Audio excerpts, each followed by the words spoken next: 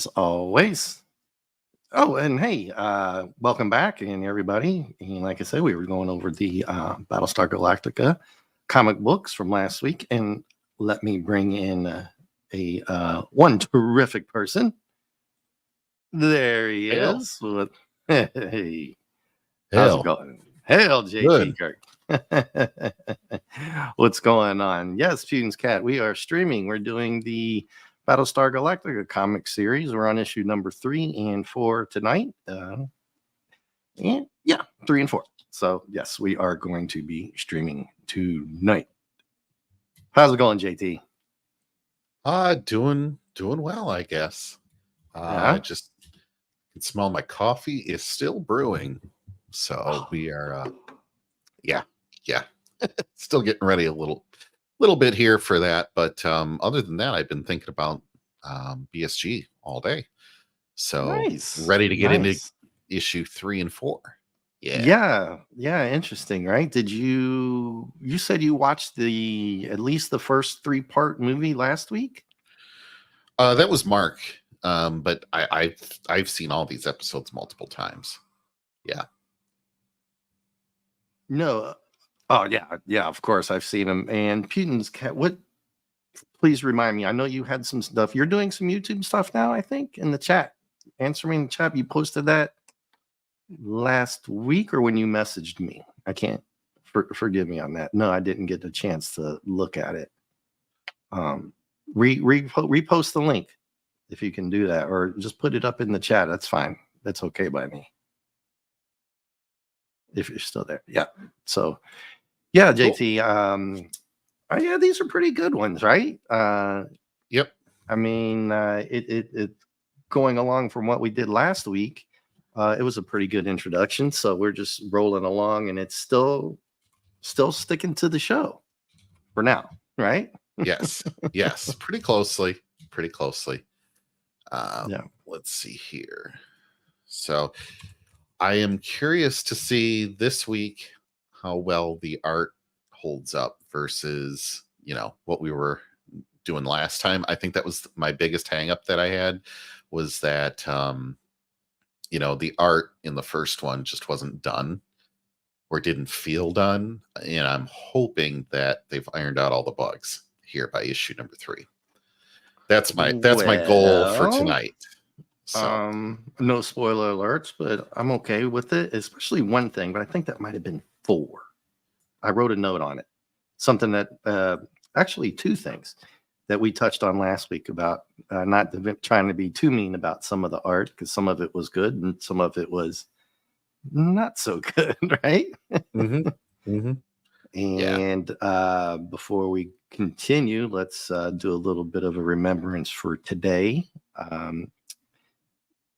A bad day in history for 9/11, yes. And I'm wearing my Marine Corps boot camp shirt that I still have from my platoon, 3313. So I thought I'd just wear that tonight. So with that being said, any other comments before we start rolling along? I'm going to go ahead and pull up the number 3. If you have anything here, try to get that all set up. Nope. My only other comment is I'm curious to see how they do some of the comic book basics that we talked about with Hungry last month, with coloring and shading and lettering and all the rest, just to see how that episode is going to color my view of this read through of the comic. Oh yes, most definitely. So they I don't know why my screen isn't sharing. If you'll give me just a second, I'm boomerang already. I did click on it. There we go. There we go. And then add to stage. Okay, so then I have to go back again. And then I have to pull that up on the side where I won't be able to read comments. But I have another laptop. And so for Putin's Cat, I saw some of the posts where you answered my post, but I don't remember seeing any of the stuff that you're talking about. Let me know where you're posting that. Are you doing that on my videos or on that post that I sent? And thank you for asking about me, by the way. Appreciate that. So give me 20 seconds there, boss. I just got to get my coffee from the other side of this wall. So Yeah, yeah. be Can right I back. get one? Can I get one medium mocha Yeah. latte pumpkin spice chai? Oh, I wish. I wish. Two extra sugars and oat milk, please, or Oh, jeez. coconut milk. I thought you wanted a man's coffee here. Come on. Come on now. All right, I'll be right back. All right, and take your time. Take your time. Let's see. Putin. Is that your X handle? Your Twitter handle?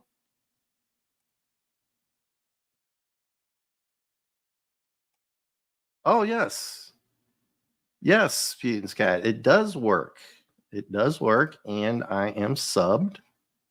So everybody there, you can sub to Putin's cat right here on his link. I gave him permission to put that in there. That is absolutely fine. And he does have a YouTube rolling 75 subscribers already. Nice, dude. Nice. Very nice. Yeah. Very nice. Yeah. Yep. And thanks for reminding me on that. And don't forget to hit the like button and subscribe, right? Exactly. Always. So you're up and ready for the coffee, man. I'm kind of want to run and go am. to Dunkin's. I don't like Dunkin's coffee, man. I don't. It's kind of one of the problems because that's half the battle for them is coffee, and the other one's the donuts. So yeah, you can get a whole bag of holes or just eat like 4 or 5 donuts or something. now, see, not to turn this into an eatery stream, but we also have Baskin Robbins paired up with a lot of our Dunkin' Donuts around here. So you can always get ice cream in the evening. But, yeah, the problem with Dunkin' is they're open 24 hours, right? And it's only like 4 minutes down the road here. for me. Not around here for me, unfortunately. Yeah, for me. Yeah, kind of the whole virus of unspecified origin had our slash, I'm not going to talk about that, but somebody made a decision that everything was going to close, and so now things have just never been open quite as late as they used to be ever since. So they used to be open 24, but no longer. Same with like McDonald's, same with the grocery stores, same with a lot of stuff actually. So anywho, all right, well, let's get into this. What do you think, JT? Let's do it. Let's do it. So everybody, for if you don't know, that we did issues 1 and 2 last week, and I'm going to try to do this every Wednesday at 9, except maybe for the 25th. That's still not set in stone. Then the week after, and then I will be traveling, but we'll get to that later. So we have issues number 3, and I guess we should give a little synopsis of 1 and 2, right, JT? A little quick one, because if you read here, everybody, it says based on the first episode of the television series, and it's true to form. We'll give them that. So the first 2 episodes were almost verbatim at times. And we'll get into some of the artwork because we're moving on to these. Number 3 does track along with the 3-part episode, the 2-hour big long movie one that we were talking about last week and today as well. So what do you think about the artwork right away? I like the cover. The first 2 covers were great. This one is pretty good too. I like it featuring the Cylon right on the front. I love seeing the toasters, so that's pretty cool. Yeah, it feels a little gimmicky to me, but what are you going to do with the alien in the background? Sorry, but, yes, a little bit gimmicky. Sorry about the ad. Last week that one on the left popped up, but then it went away. I still have to figure out how to do that ad blocker, but we can deal with that one on the left. Reading it, it's pointed. The Cylon's coming right for the kid. So if you're, young and you're looking at this comic, you're like, oh my gosh, the Cylon's going to come after me, I guess. So it is attention grabbing to that age demographic. Yeah. And hopefully Mark will come in, because he touched on the point that was a necessity for the studios to have the kid in the series and in the movie to nab that audience, right? Right. Yeah. And Boxy and Muffet making a second appearance.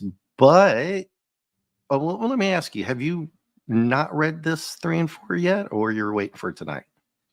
It's been a while. I Been a have while. read it Okay. in the past, but I did not reread it earlier today just because I wanted to do it fresh this week. I did read them a couple times going into last week's show, and I think I was jumping around on stuff a little bit too much. So I wanted to not do that this time, so that way I didn't potentially spoiler for Oh others. no, no, But no, that's great. That's a good angle too. For me, I had to reread them. I Mhm. thought about not doing it because I did watch most of the movie a couple of weeks ago. I didn't watch it again today. It was just a little overkill because I wanted to go through the comic as well. Yes, Um, well, let's just say there's some foreshadowing, obviously, because it's on the freaking cover, right? yeah, yeah. But I guess right where we left off before, did we? You said we wanted to do a synopsis, right? Well, yeah, no, I just pretty much saying that the first two comics. Oh yeah. I guess we can touch on what happened, right, to lead into the comic book for tonight. Yeah. So just a Okay. quick summary on that. Right where we left off, the Battlestar Galactica and the fleet had left the 13 colonies, and Captain or Commander Adama, Captain Adama, the non-admiral version of Adama, Commander. yeah, said, "Okay, we need to go, and I know we need to go find the 13th tribe on a place called Earth, and let's go do it." And they said, "Okay, but we don't have the food or the other fuel and provisions that we need to do any type of exploration because we kind of had to GTFO from the Yeah. Cylons, right?" So Yeah. there is a planet that they're heading for. However, well, the planet they knew they could get to would have been a problem because the Silence obviously were there.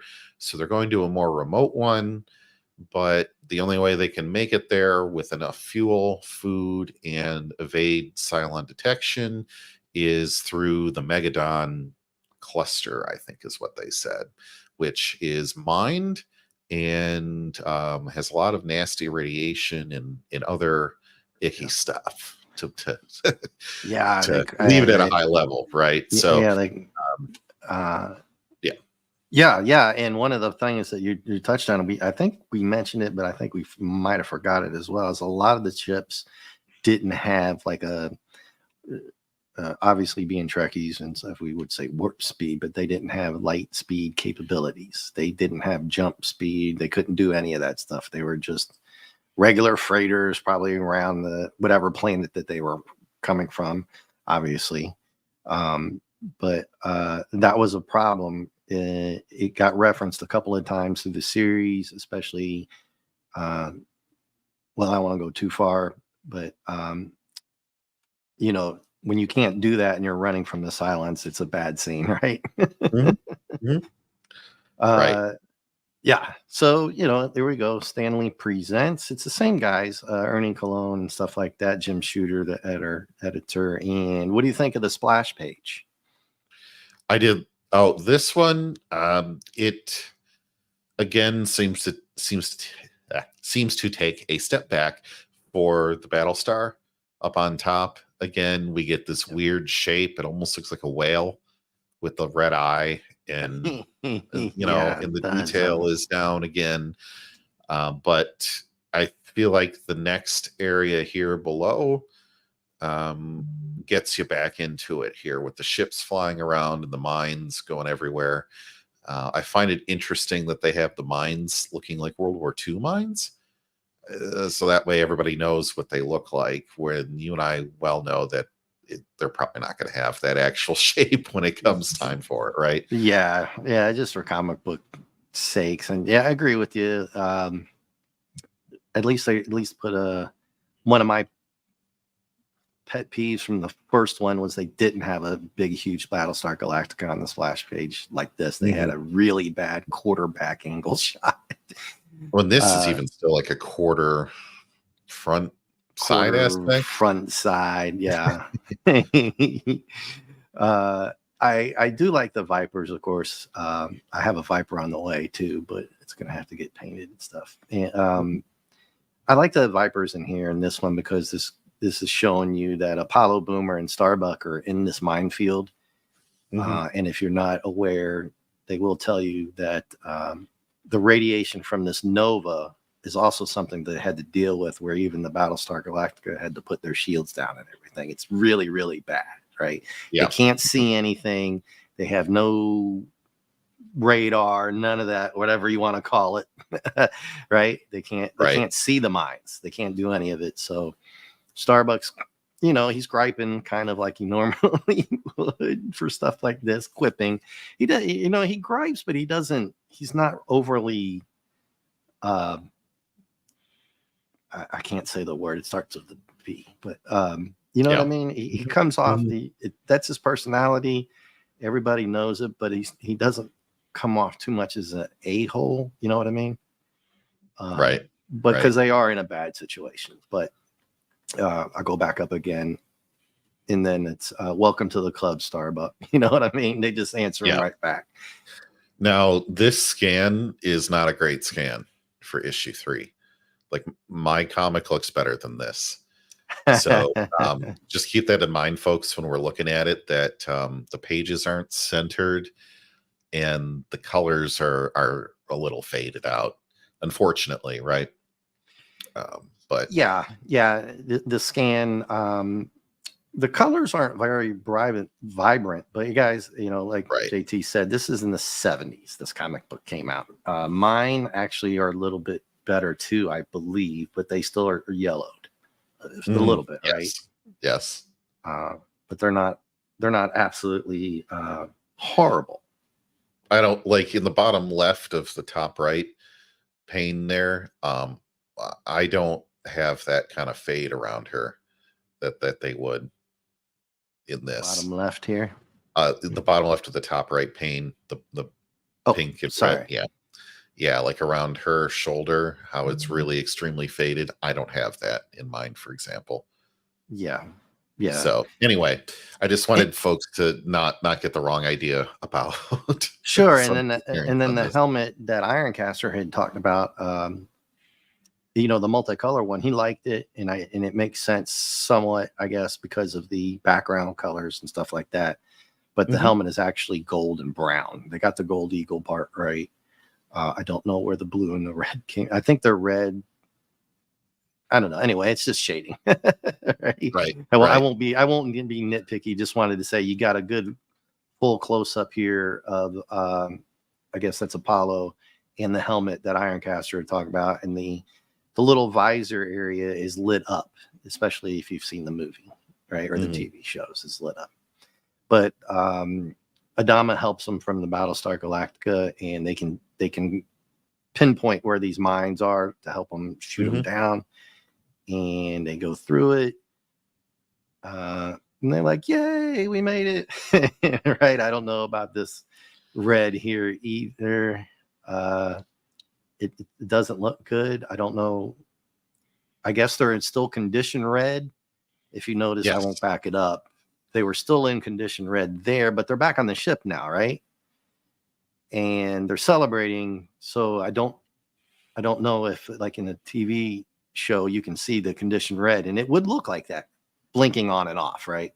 Not that bright, but I thought maybe they would have turned it off by now. But I guess this is quite abbreviated too. This whole thing is quite abbreviated in the book versus the show. Yeah, there's much more tension. One of the things I did want to point out was more use of unique language.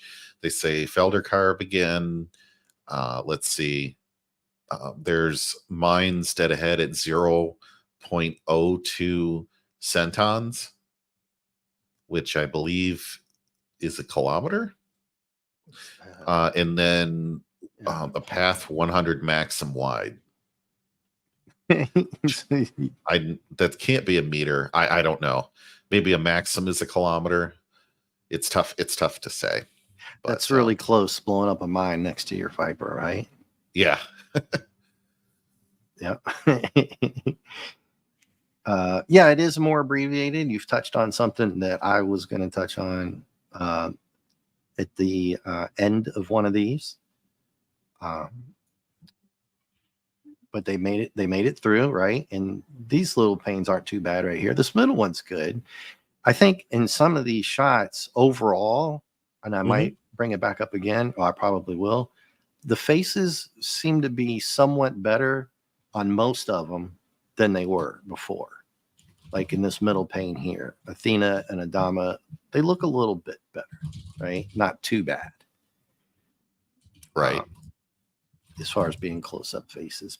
And then here we go. So we go to this page and we go back to the Cylons. And so basically the Battlestar is trying to get to that planet, Carillion, because they need supplies. And that's why they went through all that stuff to get this. And It I was a think, shortcut. yeah, and they really abbreviated this whole part, which in the TV show is just far superior. I feel like they had a certain page count that they wanted to fit this into, and so they just decided, well, we're not going to do a whole flight scene here. It'll be easier just not to. So Yeah, it is. It is a lot more abbreviated, and you've definitely caught on to that for this issue, as I will when we get to the 1 point, if it's this one or number 4. And hey, Dad, man, thanks for stopping by. Appreciate it. So, and then as far as the art, the face here, now you get a closer look at the Imperious leader, right? I had kind of bashed them before, and we kind of all agreed, well, just don't even show them and be more mysterious about it, right? right. That was two. Him and Jolly were the two that were just like, oh my god. And the gold flame person down on the planet. Remember that one? We all agreed that one shouldn't have even been in there. Just take it out. It was pointless. It was absolutely pointless. But now this is what I was talking about. You get a good, decent. It's dark and shaded, and that's the way the character was. And of course, he's on that 40-foot, the pillar, 40-foot podium, pillar. throne, whatever you want to call it. Yeah. Oh, so hilarious. I still And maybe why would the robots care? Well, they don't, right? Right. It's it would all have been vanity for him. It would have been a good, funny video meme, right? That I brought up. Yeah. Between the silence, break the fourth wall. Come on, man. What are you doing way up there?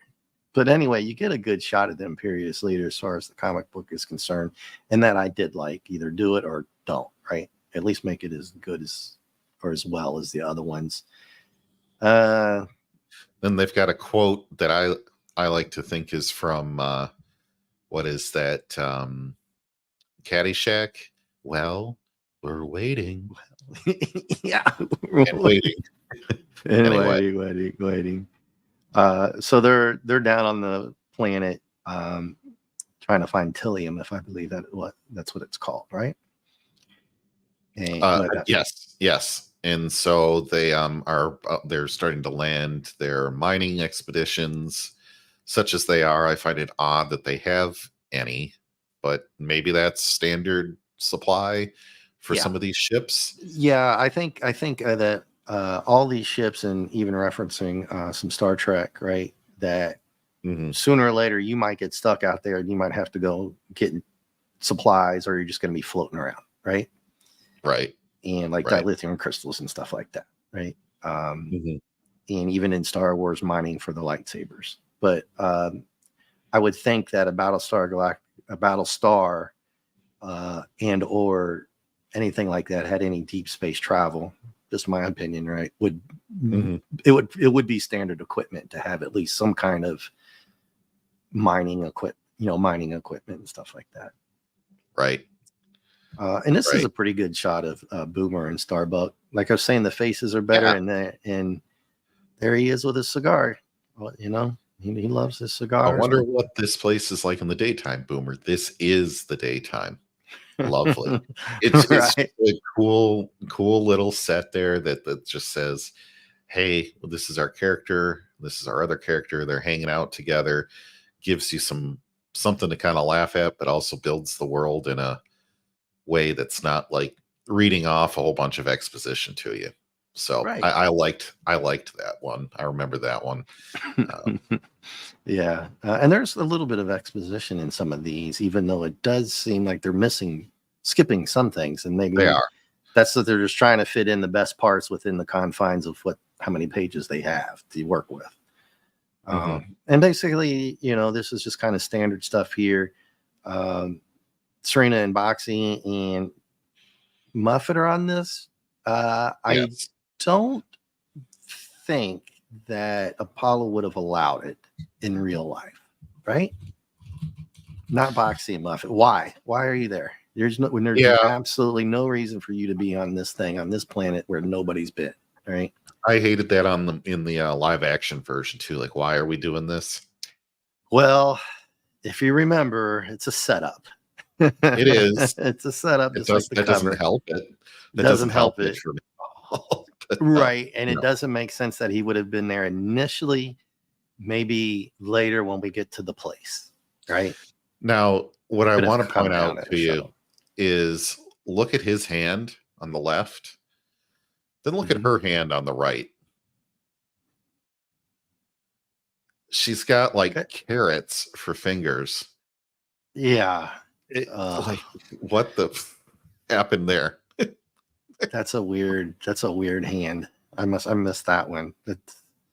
Just draw. She's move beautiful, on. and you look at the hand, and you're like, "What the hell?" Like, it looks like a crab claw. It does. Doesn't it? I mean, I'm not being too harsh on it, right? It just almost like a C Lab 2021. Original ones.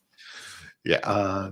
Yeah. But then we get to see some critters running around who we'll get to meet here soon. Yeah. And in the TV show, it's like bum, bum, bum, or the hills have eyes, kind of a sense to it almost, where you're like, oh my gosh, something is going to happen to our intrepid crew, right?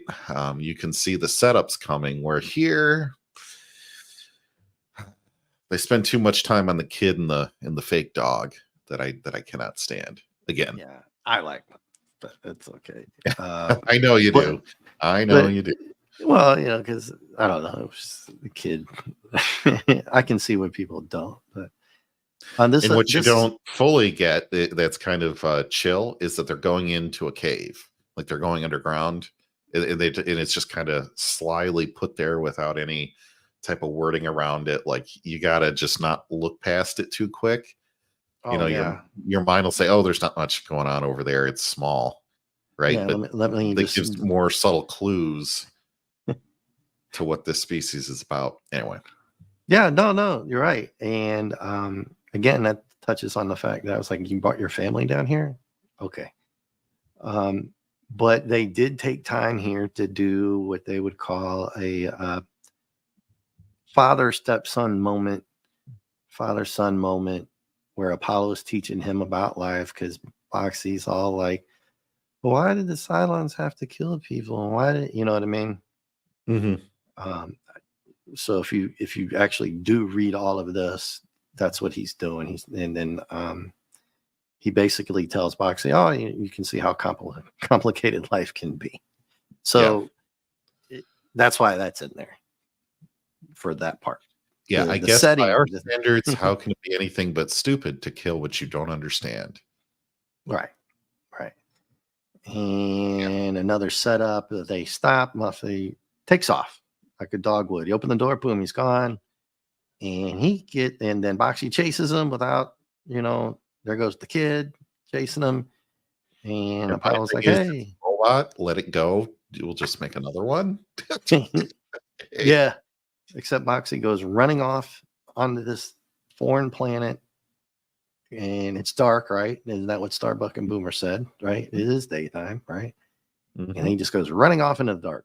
But I guess that's what a kid would do for after his dog. And he runs into these guys. Beautiful look at Serena, by the way. Oh, yeah. With that very, very short skirt, as always. Yeah. And of course, he's kidnapped without fail. I mean, we all knew that was happening, right? Right.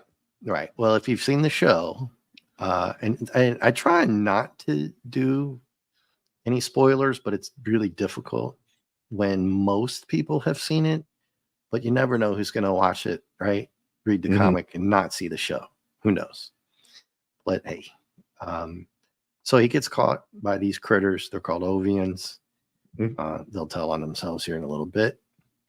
And that is a plot line, obviously, like JT said. Most of it's a plot line. I mean, they do a good job with these plot lines, right? They're following to the show. You can get the sense of, oh, okay, I get it now. So while half our team is kidnapped, the other half of the team stumbles on, I guess, what they think should be like the administrative area to the old mines. And they're like, I don't know what the hell this is. Now in the show, I believe they show like what they're actually looking at. Here they don't draw it. I think they look into it from the outside, and you get a visual of you looking at it from the outside. If you were Starbuck or Boomer, you're right. This one they go straight into it, and he's got his they call them blasters. I can't remember blasters. Pointed right at this pistol, lady. That's fine enough. We all know it's a pew pew, right? Which shows his character because he's kind of a woman type of guy, right? Yeah. But it also it was kind of an interesting shot for me, and I wanted to touch on this because he didn't hesitate to draw that thing out anyway. You see what I mean? Right. He's still, no matter how quippy he is, no matter how he acts toward the guys. Of course, we talked about that. They've been friends for years. They've been through hell and back, right? So he shows that he's still always taking care of business no matter what, right? Yeah. Until he gets closer, and then he's like, oh, hey. Now, we'll say they are not consistent drawing assets in these three things. The assets are different shapes and a different size all three times. Yeah, and then I can't help but look, folks. It is what it is, and it's different. totally. They drew it that way, and that's why Starbucks like, holy cow! Look at this. She's got a bag full of money. I can't what did they call them? Did they still call them the same money as before? Well, they just say, I can't believe that they give you all of this for such little amount of money. And I booked it through travel agent. She thinks it's all up on the level, but isn't completely sure because she's like, why is the military here? Yeah. Now, I think, wasn't there a Star Trek episode of people? I'll just ask real quickly. They got on a planet and they didn't know where they were at, and there's something. I just think there's another sci-fi show that does this angle. But I'm sure there is. Yeah.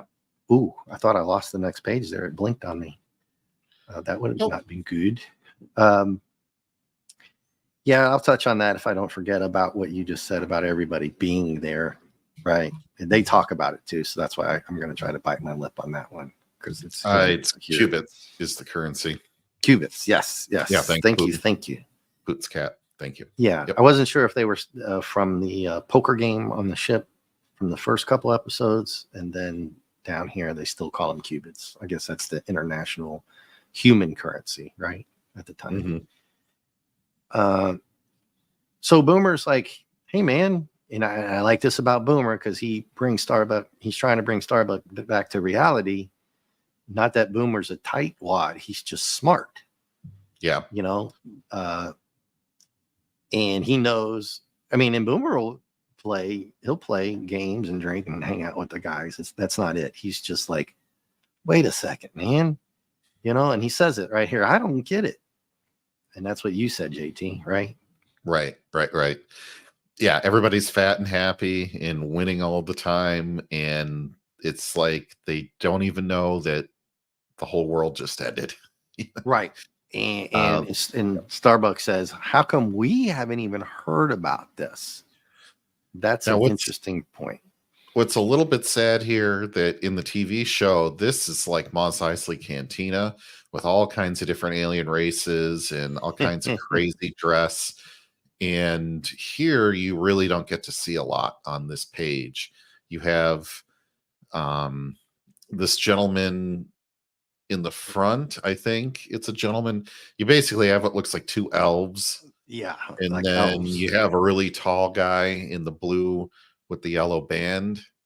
and you can't Uh-oh. really tell That wasn't much me. else. Yeah, the tall skeleton guy there, and Yeah. then the pink guy. So the question I think somebody brought up last week was about having different other aliens in the round, and yes, the answer is a resounding yes. They do operate under the fact that there are lots of different races and beings out there, because these guys would be tripping, you know what, walking in a place and seeing not only having that place, but 50 different aliens all at one time, right? Yeah. Yeah. If they've never seen one but Cylons before. And you got to remember the Cylons here, they don't have skin jobs in the reboot. These are all robots. I Well, call we them never do computers. get to know what the mysterious leader is, or the imperious leader. Yeah, and I'm not Yeah. so sure that it's never touched on the fact that Adama and them never bring it up that I can remember, at least maybe until later, that they even know that the Imperious leader, we don't know if he's a computer or not either, right? Right. Not technically, but we'll Yeah, we skip don't through know if that. he's artificial or yeah, something in between. Yeah.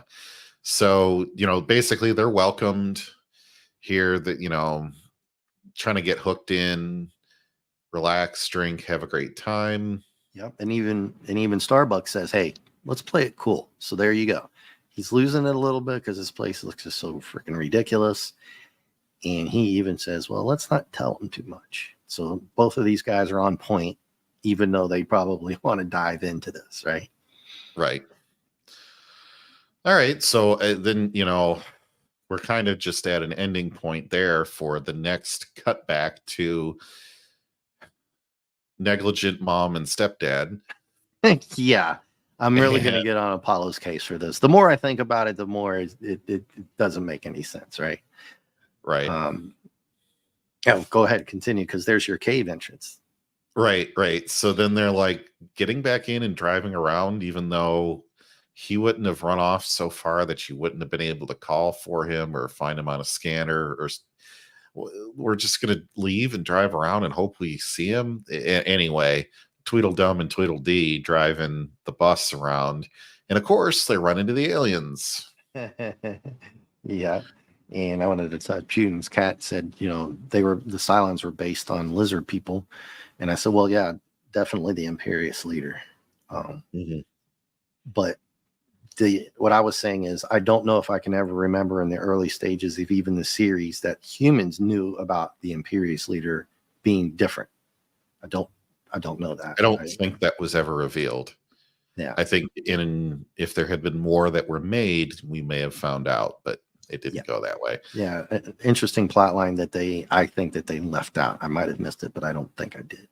And JT's right. We'll just skip through this. No, can't skip quite through it. They get caught, right? He gives up rather without talking. They skip right through that, right? I guess they got surrounded. He didn't have a choice, right? Yeah, there's more to this, but they realize that they're being forced to work in these Tillium mines and different things like that. So, yeah. And then we finally get to hear the aliens speak. Yeah. Like one of the headmaster guys or foreman. Maybe he's like a supervisor, boss guy, right?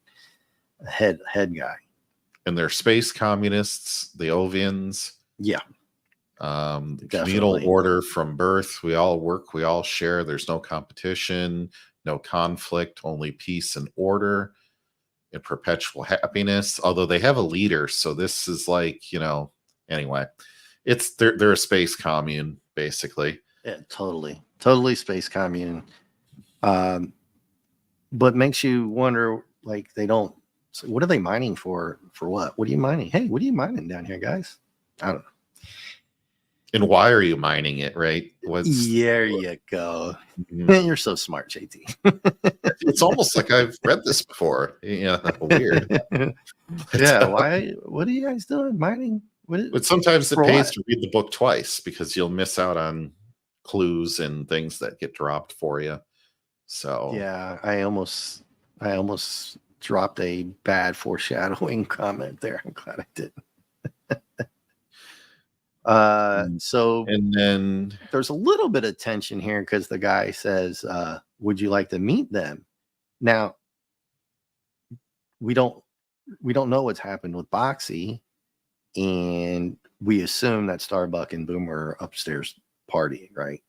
So yeah. there's a little bit of tension there, but the head dude takes him upstairs to meet everybody who's just partying down.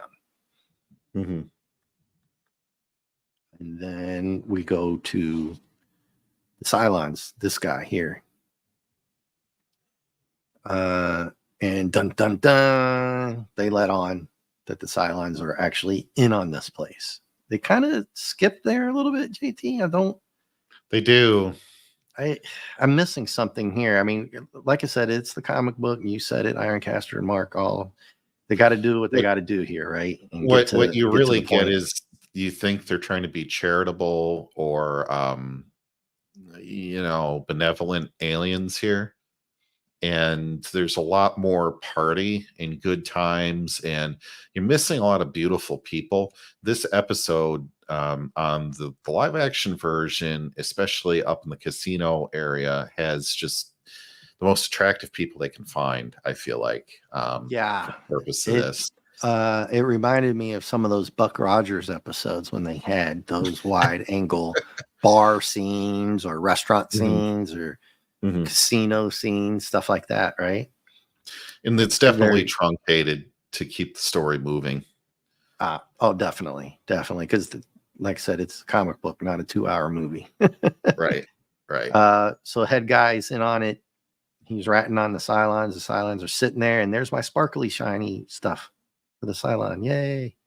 I guess he's sitting in this weird chair thing. It looked like he had a wig on first. Yeah, I was just going to say, it looks like he has a blonde wig on.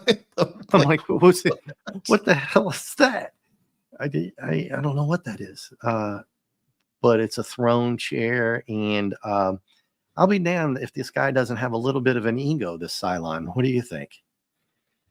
He's a little full of himself, a right? little conniving, a little scheming, definitely some arrogance in there. It's shown a little bit of sentient thought. Hey, so the guy goes, "You are most gracious Centurion. We live to serve you." So he's kissing ass, right? Obviously, because he's in on it and he's just running the place. There's other reasons. We'll get it'll come around. And then, of course you do. There can be no other way. And I'm like, of course you do. You know what I mean, JT? That's not really something a robot would say, right? Unless it's been programmed to have a little bit more of AI. Dun, dun, dun, right? Yep. And if you haven't figured out by the middle of the page, they put it out here for you. Your most gracious Centurion, we live to serve you. And then, your toaster over here says, of course you do. There can be no other way. Yep. Yeah. That was a weird thing for him, for that Cylon to be saying, right? You expect a maniacal laugh almost at this Which point. would have been even more for us to talk about, right? Okay. So that I would have said that Cylon has a little bit better program than the other ones. And then they say, and a centon later. Now, centon here means time. Am I right? Yes. But didn't they talk about were they before saying when they were trying the Galactica was trying to show the Vipers where they are? So I guess a time and a distance, a centon and point meters. They were trying to triangulate so they could see where to shoot, right? Because they were shooting blind. Just something I wanted to touch on there. Yes. Okay, and there's your monitors. I love how they use these monitors. Boom, there's one. There's one. I missed a couple already. They love using the monitors, and I love it because look here, this monitor has 1, 2, 3, 4, 5, 6 Vipers in it. And they're worried that Sire Yuri will get him gone, I guess, if things don't work out on this planet. Yeah, this is the Adama that I was talking about from the first get-go. That when in issue 1, he was very, very reluctant for all the peace talks, remember? With the president. He's like, I don't trust him. Of course, that's his job, but that's who he is. And I would have thought, remember I said, Well, if I was Adama, he would have made something up and had a deep space, a deep space probe thing kind of thing going on, Right, training right, right. mission, but have like 2 whole squadrons doing it. And now he says it here, right? But I'm wrong. The silence led me into their malicious deception once, but never again. Mhm. Right? So I Well, was and I just wanted to point out here as well, in these two side by sides of Commander Adama. yeah. Yeah, before you go on, the one on the left, he kind of looks like maybe like a grandfather from Family Circus, and then on the right, he looks like a total badass. Like it's not even the same man. It's not even close, right? That's what I was saying before we started. Yeah. The art here is better in some and about the same mostly in the rest, Mhm. right? Like look But on at the Boomer. right, he's a total badass, right? That is a great shot, right? Mhm. That's probably one of his better ones we've seen so far. I agree. And then the Boomer over here, um, again, they do this a lot, and it doesn't matter who the character is, right? Mhm. When they have a character sitting this close to the frame talking to somebody, they don't bother creating any kind of, they just shade them in, sometimes red or dark. Like at the council one from the other comic book, all 3 of the guys were just shaded in. Yeah. They didn't even bother to do it, but I get it because that's not the focal point. The focal point is Adama here. Yeah. So we know now that he's Hello. not falling for that crap anymore. He's going to do Well, what he wants to do. lesser men would fall for this. Yeah, you were talking about assets. Yeah. Yeah. So Starbucks all in on now, right? He can't take it anymore. He's Yep. full blown. I'm gambling, I'm smoking, I'm chasing the ladies. And he picked a good one there. But Boomer's like, hey man, where'd you go? I said, shoot, dude, I'm on a hot streak, dude. Go away. You know? Mhm. And Mhm. then he's like, I'm pulling you away, and there's Felder Carb again. That's probably like the third time And we've seen frack it. as well. And frack right And there. yep. When and there's a theme with Starbuck always having to leave money behind, and that's part of his character. Like, no, you gotta be kidding me, frack. And that's like the second time in 3 comics that this has happened to him. Where he's left a lot of money on the table. But Boomer's just trying to tell him there's shady. It's just really, really bothering Boomer now. And he's trying to tell him, man, you got to listen to me.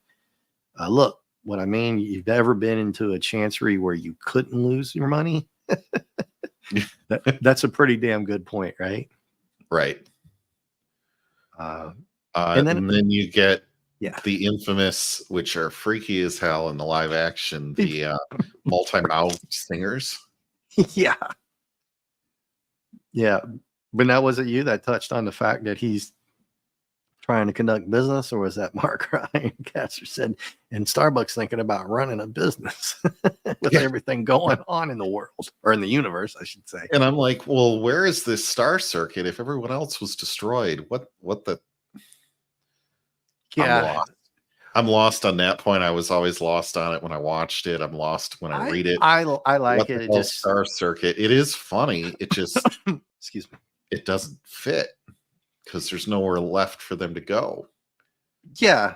And the thing, Starbuck, they do say, Starbucks thinking of the future. He's trying to be positive, even though all this stuff's going on. And Boomer's like, hey, why are you talking business, man? We got all this stuff going on. And he say, look, dude, it's not going to last forever. And the way he sees it, they're going to make it through, or they're not going to make it through. But if they do, he wants something to fall back on. Now, I remember there was litigation against Battlestar Galactica and the whole network and everything for being too similar to Star Wars. Well, hey, doesn't this kind of look like maybe Return of the Jedi borrowed from these ladies a little bit? I think a lot of people have borrowed from some of these characters. Yeah. I think there's a lot of give and take. That would probably be somebody who could do a 5-hour stream on how Battlestar Galactica used other people's stuff. Mhm. But you'd have to go back through meticulously remember it most of the time, right? Yeah. Now, Uh, what I loved about this in the show was that I kind of pictured it as Motown group, and I think they capture that here from the mhm. time period, the late 70s, because being from Metro Detroit, it's Motown and all that. So I like that they picked that as the theme. What you miss here is one of these actually has a bass or a baritone voice, which is just freaky when you hear it. I didn't you know, remember that. yeah, Okay. yeah, Oh wow. yeah.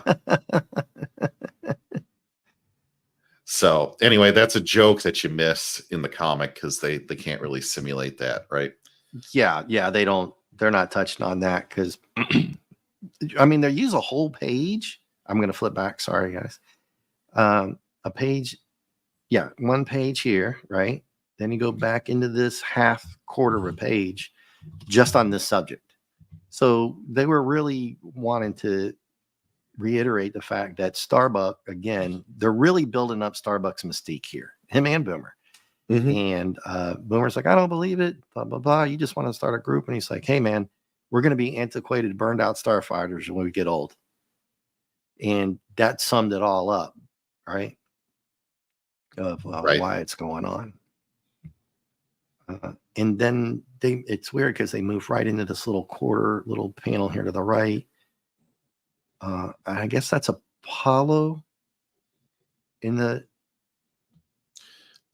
I elevator with her. Yeah, that's so Apollo. yeah, yeah, yeah, Yeah.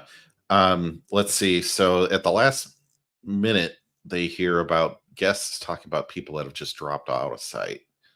And then they Yeah. get in the elevator. Yeah. And if you don't catch it, you're going to miss out on a lot of the things we're talking about. And you've probably thought about reading the comic or watching the show, especially here with the comic.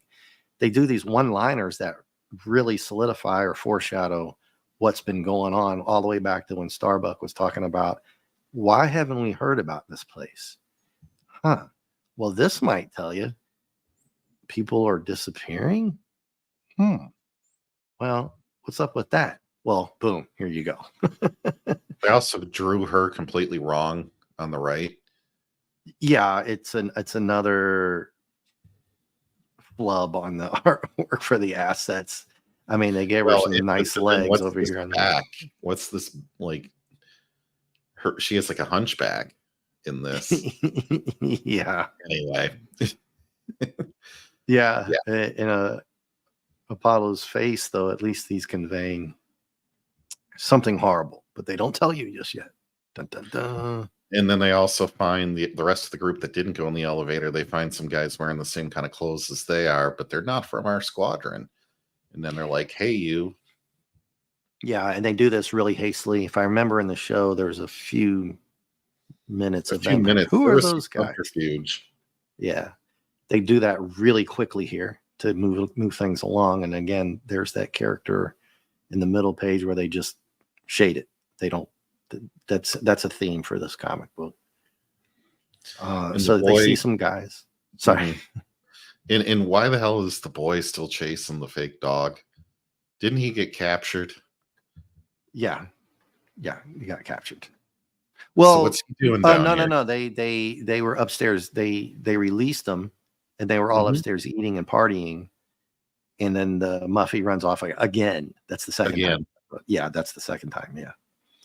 So yeah, when Apollo and Serena have the boss guy takes them upstairs to meet everybody, and they're all sitting up around there. But now they're like, this little chase scene happens, and Muffy just takes off. The second Yep.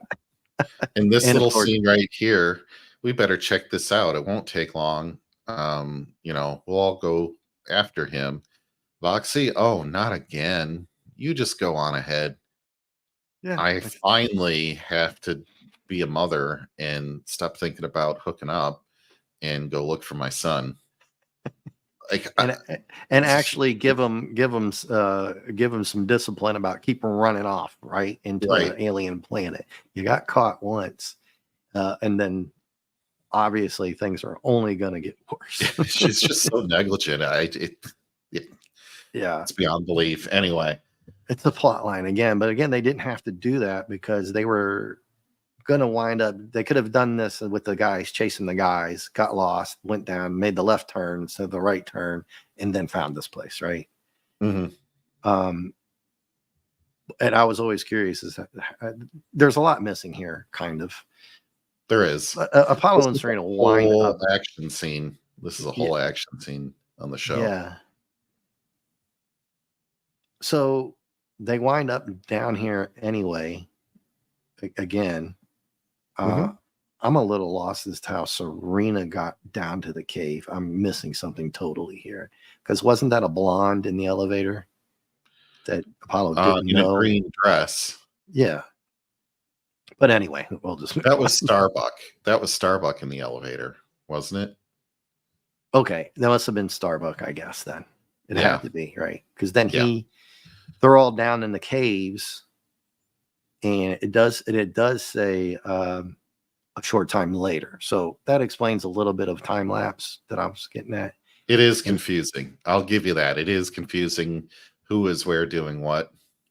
yeah. And Boxy catches him and gets caught again by a Cylon, right? Now this run boxy thing, I love this shot right here. But just it's just cool. And of course, the Daggett's biting the ankle of a metallic being. I don't get that, but I was trying to figure out if this was some kind of like half breed between an AK and maybe an M1. Yeah. Yeah, Doesn't that's the it? Yeah. Okay. I wasn't the only one that was looking at that going, yeah. I'm not so sure that looks like the regular one, the real one. They right. did get the little laser bolt bayonet correct. The rest of it looks a little World War Off. One Yeah. stock, Yeah. like you said. Mhm. But they blast the Cylon, save them, and they're being smart again. This is an alien. Remember aliens here? Hey, Mhm. we can't be shooting down here. But then they find this Oh, horrific. there you go. There you go. Yeah. And the show right, the show didn't have that blonde laying there, not like that. Right. They did have some people laying there, and a girl, I think, or a dude, but it was way more dramatic, way more horrific, Yes. especially if you're a kid, right? It was Mhm. pretty gruesome for the time and for being a TV show, right? And with kids and stuff like that. So, Yes. Yes. these little creatures, they actually show them pretty well here in the comic book. In the movie, there was like spider web, cobweb type Yeah, stuff. it was much creepier. There was much more suspense, and it felt like a horror scene when you come into this. Oh, absolutely, absolutely. And I like how they do this here. They're like, "Oh my lord," which is I don't know if they would have said that. Probably some more fracking going on would have happened here.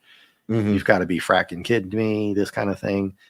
Uh, and then Apollo goes, "Oh, I think we found the secret," and he has to tell them to get some context because you don't know if they're feeding these things or why. He says that that's the young, Ovian young. So you know exactly what's going on. But Starbuck here, wow, right? Mhm. Um, I think I'm gonna be sick. So in the movie, that's why it was that bad.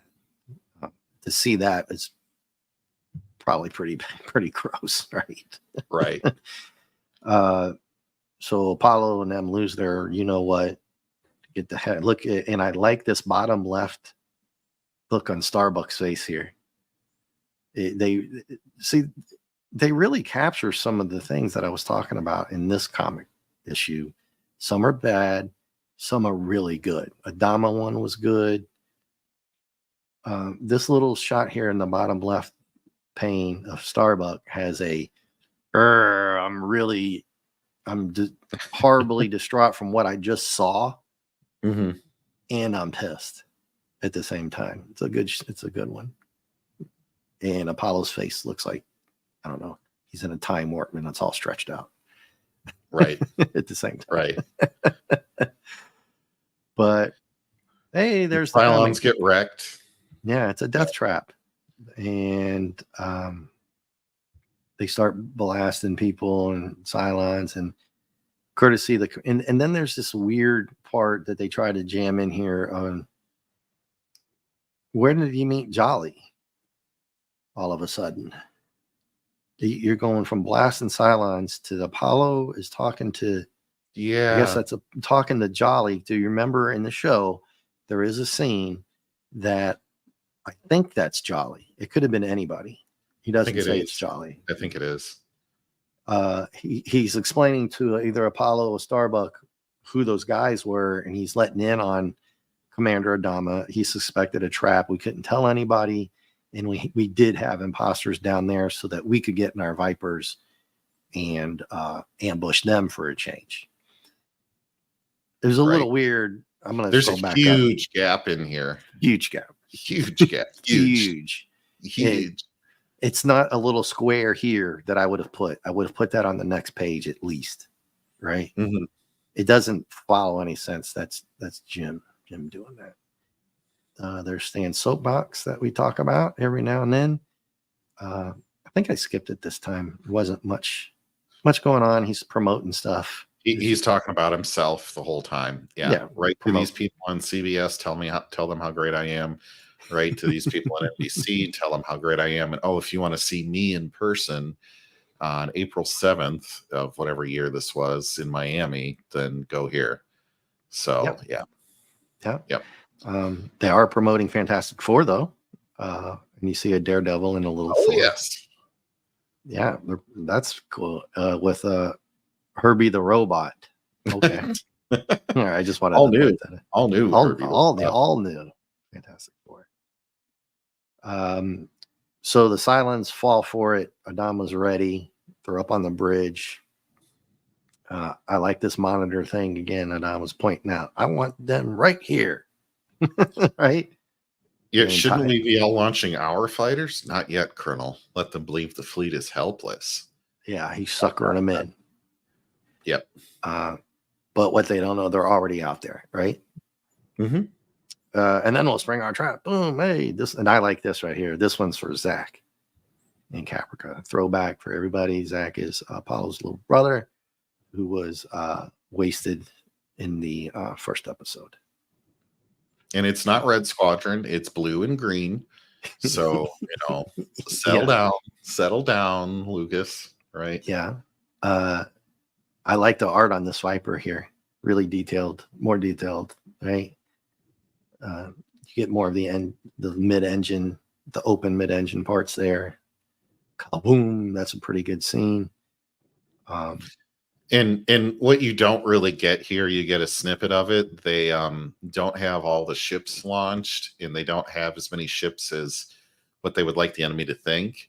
So they talk about yellow and pink squadron in the live action, and you get one little mention of it here. Basically, they were trying to fly these two fighters in and make it seem like yellow and pink were lining up, but they didn't have a yellow or a pink squadron.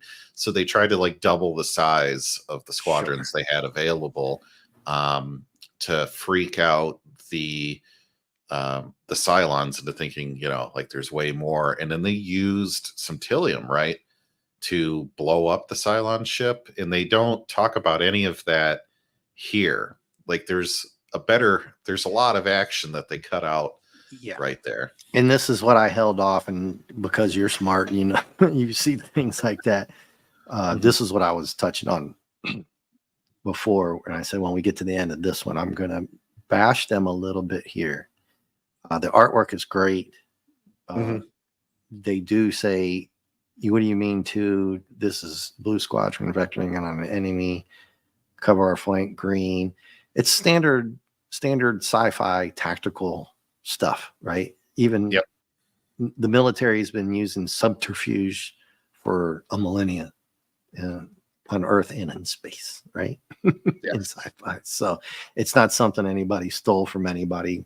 Every sci-fi kind of thing's done this. Star Wars, I think it's done it as well. And all of them have done it. Buck Rogers probably, if I can remember. Maybe not, but and then the Cylons are confused. It's working. Yay. And we're under mass attack. And JT, they don't show the Cylon base star here getting close to the planet. Right. This kind of irritated me. I'm going to be honest with you. It really kind of pissed me off a little bit. They needed a whole nother page here. That just doesn't make any sense.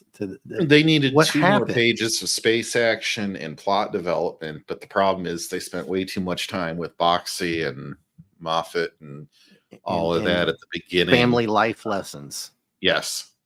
Okay. You didn't. That was. I might have been in a show, but you could have done a half page on that and saved a whole page. They did a page and a quarter on that. Yeah, it's important to the Apollo and them, but this was more important because this is sci-fi pew pew, and you don't need a page and a half for the other one. You do need it here. So I'm actually was like the first out of the 3 comics. I'm really kind of like, okay, this is BS, right? Mm-hmm. Yep. That was important to understand because I'm like completely lost. Does it even say that the ship is the Cylon base star is even close? It says vectoring in on enemy base ship, cover our flank, and then the next thing, the scanner's picking up only 2. We've been deceived. Boom. Yeah. And that's it. Yep. That's it. That's it. Oh, we hit 30 pages. We're good. We're good, everybody. And right? I'm like, no. So this. No, you're not at all. Yeah. So first time out of 3 that I'm actually irritated. They didn't show that. They could have done that, and they didn't. So, so that's what happened, guys. They tricked the base star, the Cylon, the huge base, the big one, their whole base star goes down to the planet to evade these squadrons of fighters, and then they blow up the planet without saying all the people got off okay. They don't even tell you that. We hope that they did. We only hope that they did. No promises. No, right? You made it or you didn't, right? They told everybody run, and then next thing you know, the planet's blowing up. Yeah. So the explanation here again is the base star, the Cylon base star flew really, really close. So close to remember if they was showing lightning and stuff like that, right? If I remember, am I just dreaming? But anyway. I'm trying to remember that, but I think you're correct. It got so close to this planet, guys, that when the Thillium blew up in the mines, it took out the base star, and they don't freaking show. They show it blowing up, but that doesn't even show you that it's the base. You know what I mean? Like a half of it blowing up next to the planet. Come on. You could have done, even I could have said, no, we need at least a quarter panel or something. Right. But anyway, I'll keep ranting on that if I don't move on. So the fleet's like, okay, we're fleeing the Cylon tyranny. I like that. This last Battlestar Galactica, and I like this again. That leads a ragtag fugitive fleet. That's classic lines. That is classic stuff right there. I think that's the second time they've said it, or they're going to say it in the 4th one. A lonely quest for a shining plane known as Earth. And they say next, the gods of Kobol, but the next TV episode was Lost Planet of the Gods, and I believe that was a 2-parter. It is. So a little loose with the title about what's next, but luckily they're sequenced, right? So we know that 4 comes after 3. So we will thankfully move on. Yeah, and if you're following with along with the movies in the comics like JT is doing, I just happened to know it because I was looking at the my DVD set has a booklet, which I was pissed about. My Creature of the Black Lagoon one didn't have like a little booklet in it. If you saw that video, not promoting it, just saying I did that the other day. I was like, oh, let's see what's in here. Nothing. So let me add this one to stage and get that one prepped. Any last thoughts on that one while I get this one set up? I'm just answering Poot's cat here. Great. If Yeah, you can do I if you love can do this. that. I love this cover. Sorry. I love that it says dogfight. It just really pulls you in. I'm wondering who this is flying it because I can't immediately tell. But I love the really close head-on aspect of it with the Viper just super close, like it's flying, like it's going to hit the reader at any second, and then you did the Cylon squadron right behind them. You're like, ooh, so this isn't the end. We haven't ditched the Cylons yet. What the hell is going on? There's some mystery, but also immediately tension grabbing. Yeah, So I absolutely. don't know your thoughts on this, but I love it. Yeah, I'm gonna grab some water. My throat's a little bit rough tonight. But there's your subtitle. If you want to touch on that, that's exactly what you were talking about. Sure. So the first three issues covered the pilot, which was quite a long pilot, hence why we get to spread it out over 3 books. Now we're going officially to the next episode of the live action series, Lost Planet of the Gods. And this is based on part 1 and part 2 of the television series. We'll have to see if they cover both parts 1 and part 2 in just one issue or if they spread it out over more. However, this was, I guess you could say we finally reached the next episode. So we finished that intro arc and are moving on to the next one. Now I'm looking at the splash page. When Dave gets back, I think you're in for a real treat. They did change up the design on it quite significantly. Oh, and Hale, Mark D with the C popped in. Sorry, I missed the first issue, but lots of stuff Hale. going on. So Oh, Hale, you're good, Mark. You're good. Oh, that's good timing, Welcome. I man. missed the comic book roundtable then. Unfortunately, I got stuck at work. So, but all good. Yep. Oh, well, you Cool. gotta do what you gotta do first, man. Right. Yeah. So we just ended the first one, and for us, Mark, just a real quick catch up for you. We were talking about some of the artwork is basically about the same, but some of the facial expressions were a lot better on occasion.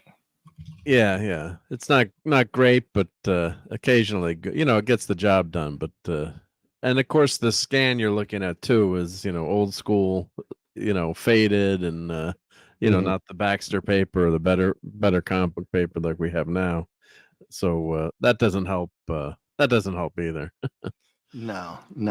But it does follow the story pretty darn closely, though, I have to say, from watching the TV show. So Yeah, and JT likes this cover, and so do I. This cover's really nice. yeah, man. that's good. Yeah. Um, Why is she not wearing her helmet in there? it's a Well, good we're trying to observation. figure out who it is. I don't know if we know who it is yet. So, but yeah, that is a good observation. Like, what's going on here? Yep. So you can tell it's a girl, I guess, right? Yeah. Mm-hmm. Well, I would say that's exactly why it is, right? This is a foreshadowing cover, and I'm starting to see now more and more. Obviously, the covers are going to tell you what's in the story, but I think they do a lot more plot lines on these covers. I would say you're exactly right. That's because now you kind of know what's coming on. Yeah, it's not Starbuck or Apollo or anybody else. It's not Jolly or Boomer. It's the new BSG. Yeah, it could be Starbucks. Yeah, new stuff maybe. Most definitely. What JT was talking about in number 3, the last thing they did was not show a lot of stuff at the end of the Cylon base star blowing up, and I won't go back on it because I ranted for a couple of minutes on it. That's the 1 out of 3 right now that I actually kind of pissed me off that they did. The whole last 10 minutes of the pilot was basically 3 panels, and they just cut out the whole last space battle. Yeah. Like, which was we're on page 30. Pilot, Oops. Yeah. Oops. Well, it showed them actually blowing up a whole Cylon base star for the first time. And in the comic book, all it is a kabooey, and you don't even see the Cylon base star at all, or how it got destroyed by the planet. It was ridiculous. But JT touched on it. They said it was they call it the Lords of Kobol. but that's The not what the gods of episode. Cobalt. The Gods of Cobalt, but that's not what it's called. So we are moving on from the 3-part, 2-hour show to different episodes now from the TV show to based on the episode Lost Planet of the Gods, Part 1 and 2. Wasn't that? Oh, I guess you got. I was lurking for a couple minutes, but what's the right order too? I guess is this one of these series where the order is always changing depending on the DVD or No. broadcast? Or Nope, it's is it it's pretty- the correct order as far as the TV show is. Yeah, so you had the pilot with 3 I was episodes. going to say, was the TV show any, wasn't like a Firefly where they botched everything. That's it's been so long since. Not so much as I could tell. This is pretty on point as far as the Okay. episodes are concerned so far. Yeah, I've got it over Okay, there, yeah. but that is correct. Sorry, JT touched on it. That no, this is moving on to the Lost Planet. That is in technical order. That's the right order. Yeah. Yeah, that's the Yes. right order. Yeah, they're doing a good job of keeping that on track, and that's probably Glenn Larson and them saying, if you're going to do it, you're going to do it right way, because he gets credit on the front and the splash page as well. Yeah. Because I know, when I was trying to put it in my Plex system, it was messing everything up. But I think part of it could have been because sometimes the first 3 episodes are all together as a movie, or they're separate. Yeah. That could have been messing it up too. That happens, and also depending on what library source it's using can mess it up as well. Yeah. Oh yeah, Always a definitely. constant battle. Yep. Yeah. So after that big thing, it's kind of like, oh, well, what next? So JT's like, oh, well, we're going to get some more action. So don't worry about it. Right. That cover does a good job of showing you that. And we're going to, it's a pretty cool splash page Oh, here. you can see how the cover is colored so much better. Oh, than I can go the, back. Yeah. Yeah, but it's- you see how that's been modernized. Some people might, but that's glossier. And then you go Oh no, down to the next page, it's faded. Yeah. this is an original. This is number 3. Oh, Yeah. I've got number 4 right here, and it's nice and glossy. Luckily, I have Yeah, a no, pretty but I good mean copy. compared to the interior, because Oh, it's the next page. Yeah, the scan. Just the nature of the scan. So it looks like someone cleaned this cover up on the scan, and then you get to the inside, and it's this is not a restored scan. So no. picture that interior looking a lot better when it was hit the newsstand or when you first read it. Yeah. Oh yeah, JT brought that up as well, talking about this. There's some yellowing and a little bit of fading on these scans on the interiors. This one looks a little bit rough. It's pretty dark yellowed. I think JT said his is better, right? Your copies? I guess he's in JT. JT, yeah, just step out a second, maybe. Let's see. Oh, okay. I guess so. Yeah, Oh, he had Oh, he mentioned- said no. He said in the private chat. Can you still hear? No, we can't hear you, JT. So No. Can you hear me now? now we can hear you. Yeah. Okay, excellent. I always love Streamlabs says something's up, and then you're trying to desperately get it back when you're live. So yeah, this copy is definitely better in my own collection because I think somebody just didn't read it that much. The one that I bought, not that it's a copy to write home about, but it is a little bit sharper on the coloring. I do have some yellowing, but nothing this severe, I guess. What I did really like about this splash page, though, is the different design and layout that they have with Battlestar Galactica lettering kind of blending into the background more, and letting your eyes focus a lot more on the action that's happening on the page. And I think the Apollo and the Starbuck, I guess it's not really a silhouette, but you see their faces as they would be in the Vipers, but they're popped out. So, kind of like you get the emotion instead of just reading the speech bubbles. I thought that was a cool touch. Yeah, most definitely. That's an Apollo with a mustache, though. At least half of I one. think that's just the I think that's just the shading just the way the shading of it. Yeah, that could look like a mustache. Yeah. Yeah, definitely Yeah, a good unfortunately, splash page. And the helmet again for Ironcaster.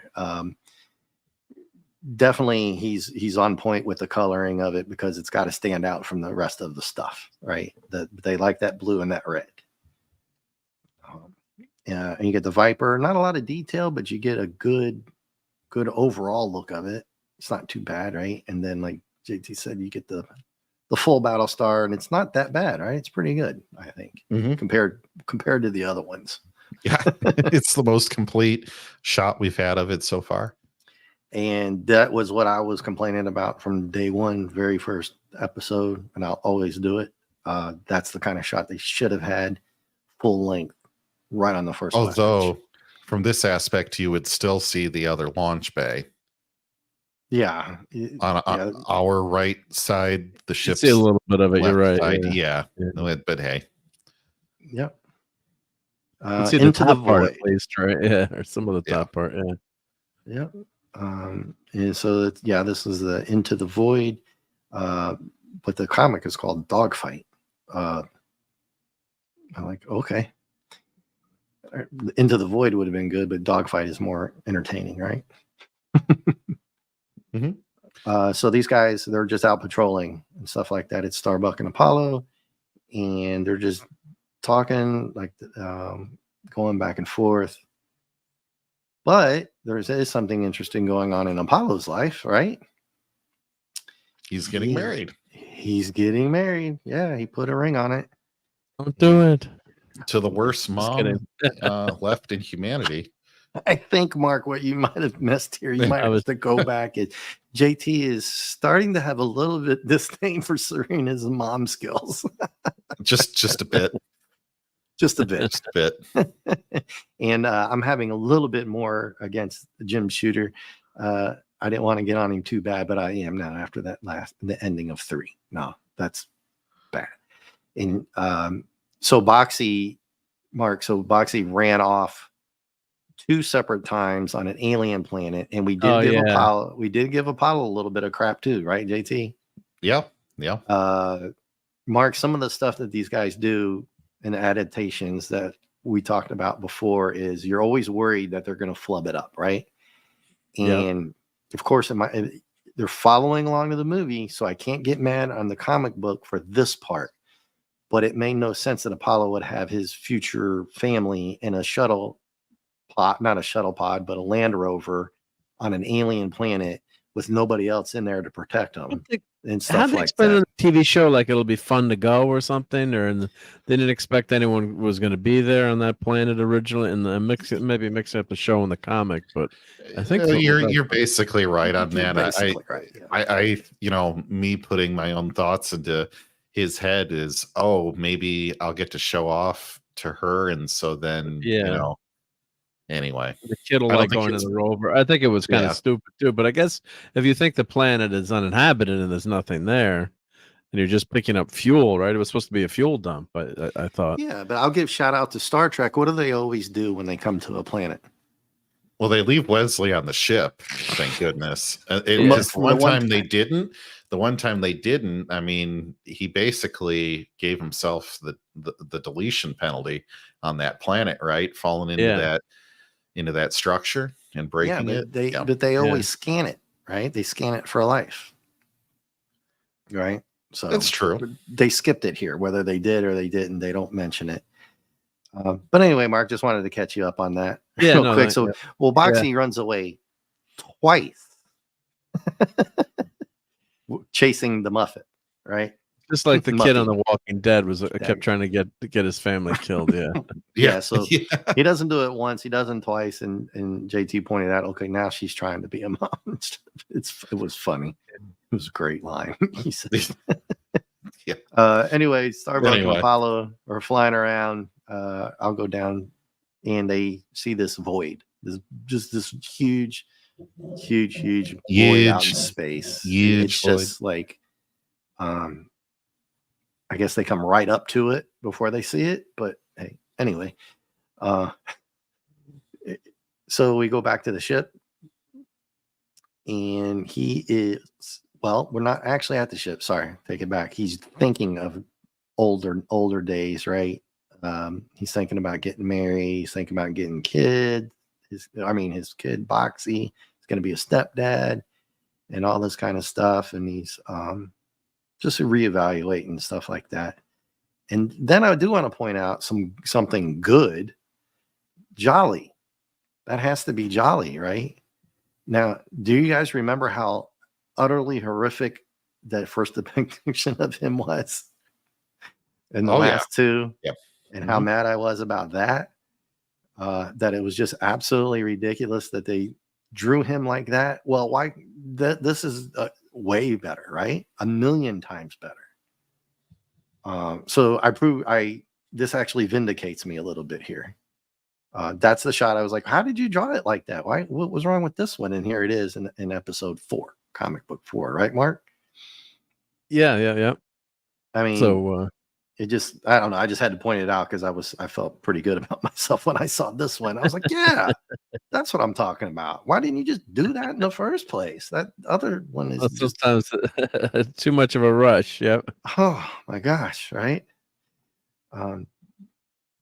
So Apollo's still kind of daydreaming, and if I get back stuck in an ocean of darkness, as far as the eye can see, no stars, no planets, and that might be Starbuck and Boomer out there, just talking.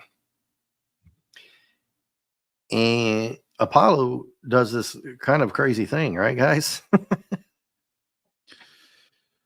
I mean, he just decides to go into the void. What do you think? Well, yeah, about that? it was so well done on the TV show too, where they go and Star Trek had an episode like that. What was it, TNG or was it Enterprise? I think Where, it was Voyager. Or was it I think Voyager? it was Voyager. Yeah, Voyager, right? Yeah, where they went into the null space or space without space, which was kind of creepy, and no, you couldn't see any stars. And it was really well Captain done on the TV Insane show. tries to make a little mini federation and work together to try to get out. Yeah. So I went back a little bit on everybody there. Sorry, I wanted to see if there was a line I might have missed about his motivation, and I guess it was just him thinking about his family and all that. He got a little desperate there, right? I just flying into this void, and he's telling Starbuck, "Stay back, because I'll get lost, and you'll get lost too." Then why are you going in there? I mean, not without further thinking about it, right? Maybe go back to the Galactica, analyze it, then make a kind of a decision. A little haphazard on Apollo's side. You don't see that very often, even in the TV show. But Mark, you were saying it was more well done on the show. Yeah, I mean, well, just the medium too, when you're trying to recreate that in a comic book is not easy too. But it's not bad, but you just have more time and more of a, it's just, I don't know, just the visual medium of TV is probably easier for that, just to convey what's happening. It was damn cool in the TV show. I have to say, it was an interesting scene. Yeah. Oh yeah, definitely. Hey, Gap After Dark's here. Hell, the Gap. Hey. Yep. Hey, thanks for coming by. We're on comic book 4, Into the Void. So now Starbuck's left out there, and of course you know what's going to happen. He's not going to leave them. So what does he do? He goes right in after him. Yeah, Starbucks. Yeah, not gonna stay back and listen to orders, right? Well, Right. yeah, not when he's probably thinking, "Damn, Apollo, that sounds like something I would have done." That's what I was saying. It was a little haphazard on Apollo's part. Starbuck knows it, and I'm going to come get you whether I get lost or not. But then this shows his brilliance, right, as a pilot. And I always say this is always building up the mystique of Starbuck. As everybody says, Apollo might be the better pilot. We can debate that on some other time. But they really build up Starbuck in these comics and in the movie. He thinks to just hit his turbos, right?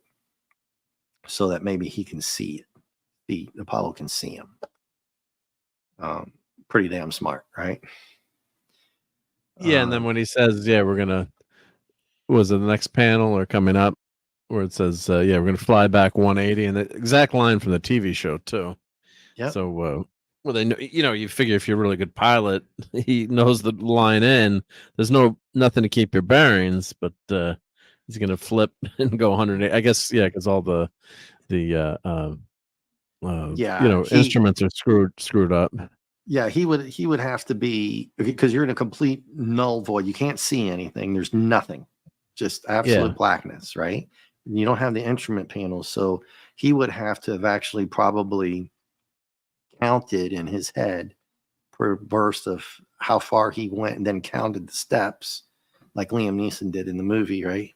Counting how far he went, and then he would have had to time that, but also keep in mind his angles without any instruments. Yeah, with the direction, yeah, because you could go totally the we're wrong talking direction. Yeah. 4-dimensional, 3-dimensional space time. I'm not a pilot in space, guys. Sorry.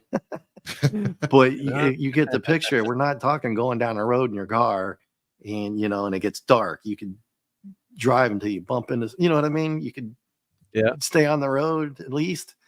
But here there is no road.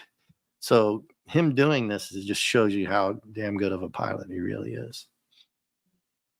And then meanwhile, I'll read these captions sometimes so we can get caught up to what people are doing. Yeah. Meanwhile, on a small, seemingly Sean, Decepticon's there. Hell. Oh, Hale. Hey, Sean, dude, what's going on? Thanks for coming by. Hale. So I'm glad they put that in there, because JT and I we're getting on them a little bit about their time lapses and displacement from people doing things. It's not as smooth. It's not as good as the first two, or 3 was pretty bad, right, JT? I mean, in spots, it's just really lost sometimes. Yeah, and it doesn't help that, if you have not seen the TV show, you would just be totally lost. You would be totally lost, I feel like, in some of these, because the panels just skip 5-10 minutes sometimes in the show and don't adequately explain. So I guess we're lucky that we've seen the TV show, right? Because otherwise you would just say, what? Okay, that was too much of a cut. Yeah, Mark, I would think at this point you might start to tell people, if you're doing, we're all here, that we're kind of leaning to the fact you might want to watch the show first now. Yeah. Right? I mean, it does. I guess maybe if you didn't watch the show, would you? I guess in some parts you think you'd be lost, but I mean, it's I know this is geared towards kids, and no, you've got an excellent point, because we have seen the show and you can't unsee it unless you forgot it. Yeah, right. Or if you haven't watched it in 20 years. But, and Sean says number 4 was his first comic, wicked cover. Oh wow, yeah, good cover. Yeah, that's a good cover. Yeah. First Battlestar Galactica comic, not first comic. You could get away with just reading the comic and never watching the show, but a lot of it, you're missing out on some really good stuff. Like me, again, talking about the Cylon base star, the first time you have an opportunity to see them take out the whole thing and they don't do it, right? That kind of thing. But you can get away with it. But I still think they skip around, even if you just do the comic. Like these guys are just, I think that's Jolly and Jolly and Boomer. They're just on this planet and they don't explain anything. You know what I mean? Oh, they're just, Meanwhile, I don't even remember Jolly getting into a Viper at any point up above, right? Like, it doesn't say that these two are out together on anything. But anyway, the thing with this is I don't even know why they're here. They're just scouting ahead. So they know that there's like an outpost there. And they think it's deserted, but they're not really taking chances, if I remember right, Mark. It's just basically they think there might be an outpost there, so they sneak down just to find out. Yeah, I mean, I thought it was from the show originally. It was supposed to be uninhabited, right? It was just like a fuel depot there. What do they call the fuel for the Galactica? It's something with a T, or it's Tillium too, I think. Tillium, yeah. So So they're looking for the dilithium crystals on the, Yeah.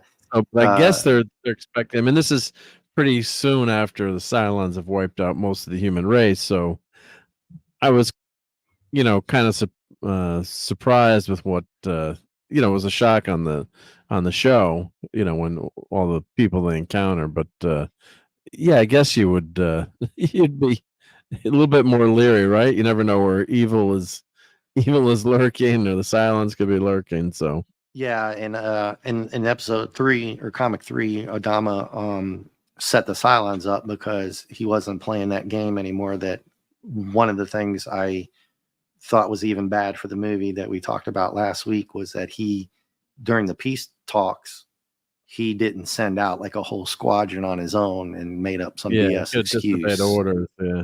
Yeah, so he wouldn't get in trouble for well, it. His guys, he's set the red alert, I guess, or what's the condition red or condition red. Yeah. So he, so his crew is ready to go out, first, and that's what saved Galactica. The other Battlestars were never able to launch any craft, which I think is kind of crazy too.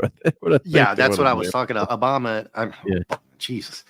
Adama. I guess I was thinking of politics from earlier today, but Adama, to me, from then again, that's an excellent point you talk about. You can't really bash the comics that much on the point of if you've never seen the show, right? Because you don't know what you haven't seen from the show compared to the comic. But Adama is smarter than that, I thought, but that's in the past anyway, right? He was smart enough this time, and he actually says it in comic 3, and there's actually a really, really good penciled face of him that JT and I really liked. What's up with is that supposed to be Baltar there? Yeah, we'll get to that one. Because what's going on there? Here's your Cylon base ship starts, just like I was talking about. So they could do it here, but they couldn't do it at the end of that last one. Right. This is what irritates me. You got Jolly, the best picture of Jolly here. You've got 2 Cylon base stars, I guess, at least here. Oh, there's that ad. And so I'm like, okay, you could have put that in the other one, but then I told JT I'll move on because I'll rant on that forever because I knew this was coming up, right? So there's the base stars that they didn't show. And yes, that's Baltar. Yeah, how'd that happen? Who knows? I mean, help me on this one too, right? I mean, I'm confused. Yeah, compared to the other comics, even if you didn't see the show, which we already talked about, he's younger in the comics. Looks like that anyway. Compared to I can't think of his name, the actor who did a marvelous job on the TV show. Fantastic. But that's him. And we always make fun of that pillar they're always sitting on, right? Yeah. They got to have neck problems talking to this guy. The thing I don't really care for with BSG is how on the nose the naming of the aide for Baltar from Imperious Leader just being Lucifer is going to be your aide. Like, come on. That always kind of bugged me a little bit. Yeah, especially for a 70s show. Not to say that there's a lot of religious fanatics and stuff like that, but it is Hollywood. So they named him Lucifer just to have that evil, right? Just to throw it in there and you deal with it. It could have always been a different name. It was weird that his name was Lucifer. That the Cylons would come up with a name like that. Among robots, yeah. Yeah, right, Mark. There you go. It's a family name. Yeah, it's a family name. But we do get to see something that we also talked about, something different, and he doesn't quite look like the Imperious Leader because, Mark, there is a little quarter panel shot, way better than the first or 2 issues that I complained about. Don't show it if it's going to be that bad. They had a pretty good facial shot of the Imperious Leader, and he doesn't look like Lucifer. So remember when we talked about they were because he does look different, right? So in the show, but you can Yeah, but you can barely make him out in the first few episodes of the show. Like keep him so dark. Yeah, you almost don't even like what are you looking at, right? Yeah, and I liked it. And so in the comic, I was like, well, don't show the face if you're not ready. If you're not going to draw it, don't. Yeah. Just leave it covered up. Like Doom, the face of Doom. Yep. And they just do this really little one of Lucifer, and I get it. They're doing it again, just a little tidbit here. But you don't know if they're going to show it later or not because it's the comic, not the show. The Baltar things, I don't know what the F is going, frack is going on there. But did they draw him No more clue. realistically in other issues or before? Do we in the other? In Lucifer? I don't think. No, Baltar. Did we? Yeah, did he remember the actually one look like Baltar? JT talked about? He was in the gym and he was all bulky. You could see that he had really big shoulders and arms. Yeah, and he was. Yeah, he was like about ready to take on Kal-El. He was like he was ripped. He had a. I don't remember that being quite that way, but hey. Yeah, he was an older guy. He wasn't young and fit. Looked like he does CrossFit every other day. You know what I mean? Yeah.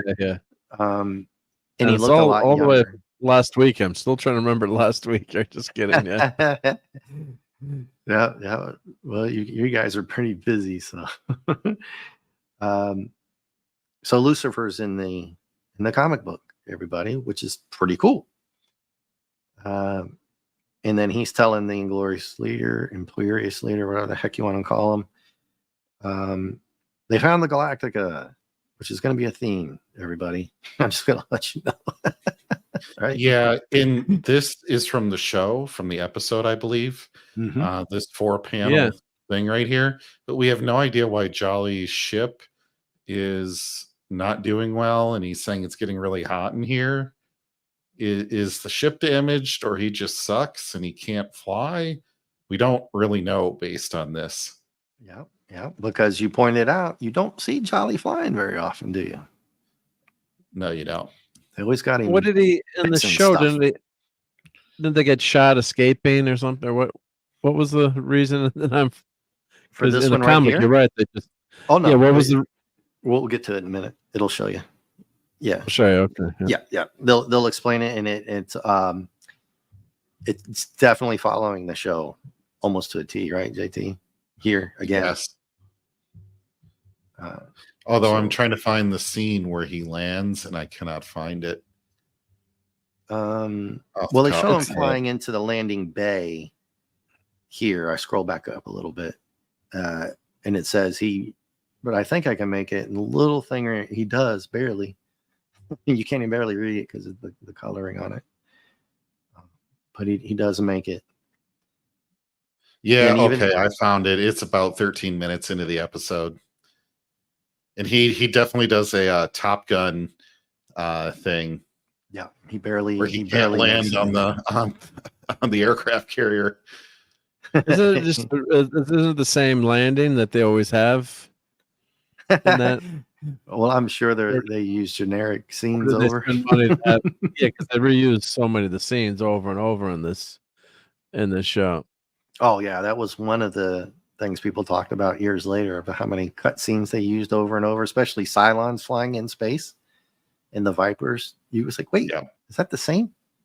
Yeah. But they had to do that for budget, and that's understandable to a point, right? But then Boomer gets so Mark, here you go. Boomer's not feeling well now. Yeah, he drank too much. Yep. I get the sweats like that every now and then. And then meanwhile, as Starbuck and Apollo are making their landing approach because they're coming back from the void. I guess they were pretty far away, a few suntons, right? And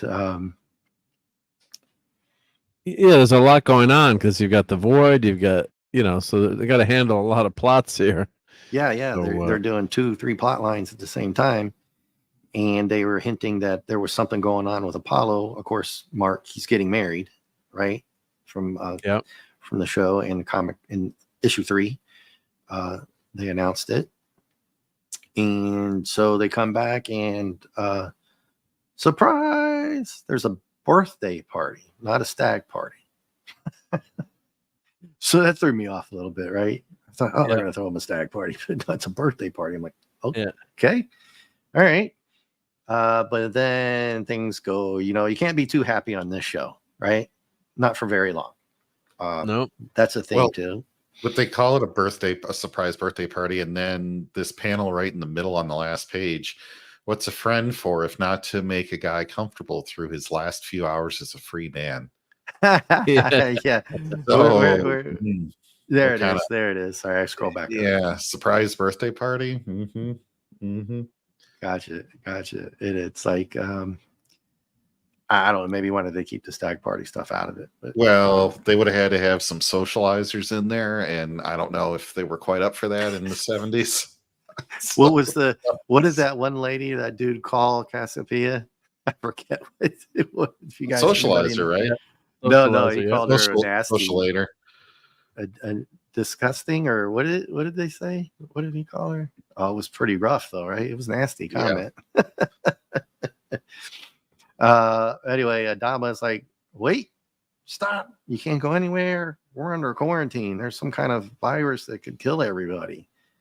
Yeah, and you're right. They "Damn." skipped the scene there too. When doesn't the commander yell at Boomer for like drinking too much or like what? Mhm. Or Yeah, Ty. there's the scene missing. there's the scene, but you don't have to have it. But yeah, Yeah. I thought But Ty it- could have been more involved in the comic. It would have been a good scene to have, but again, like you said, they're shortening it's, it. Yeah, it's not necessary because you wouldn't have known it happened anyway. yeah. But Ty does come in. He gives them the once over for partying. And what was it they were drinking? I think. Yeah, they said if you can't, that's the last time. If because doesn't he actually steal the booze from the officers' mess for the party? Yeah. And give it to them. Yeah. So I think somebody did. Somebody stole it. Yeah. And gave it to him. Well, he didn't. He give it to him on the sly, right? yeah, And yeah. then he said he looked the other way there's some- because he's no, a cool there's some commander. alcohol missing, or there's stuff missing from the officers' mess. Well, we might be That's handy. mistaken here. Is that when they're skipping decon? Oh, okay. No, that's Boomer. So he skipped decon. Where have we Yeah, seen that Boomer did, before? yeah. Not Boomer, Jolly, or was it Jolly? I Both thought. of them, I think. Well, yeah, Jolly was sick right away, so I don't know why they wouldn't have. They sent him to sick bay, but they didn't They did. decon him. I don't know. They don't say, right?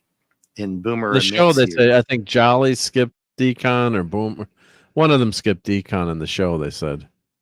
Yeah, it's Boomer here in this panel, and he's actually confessing to doing it, skipping decon to attend the party. Yeah, man, it's probably standard procedure to get on decon, right? I'm thinking of Alien, right?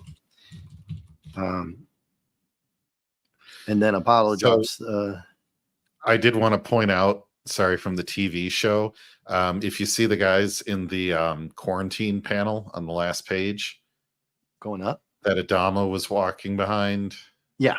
those guys right there on the live action show, they have a gold Casio calculator watch on those guys.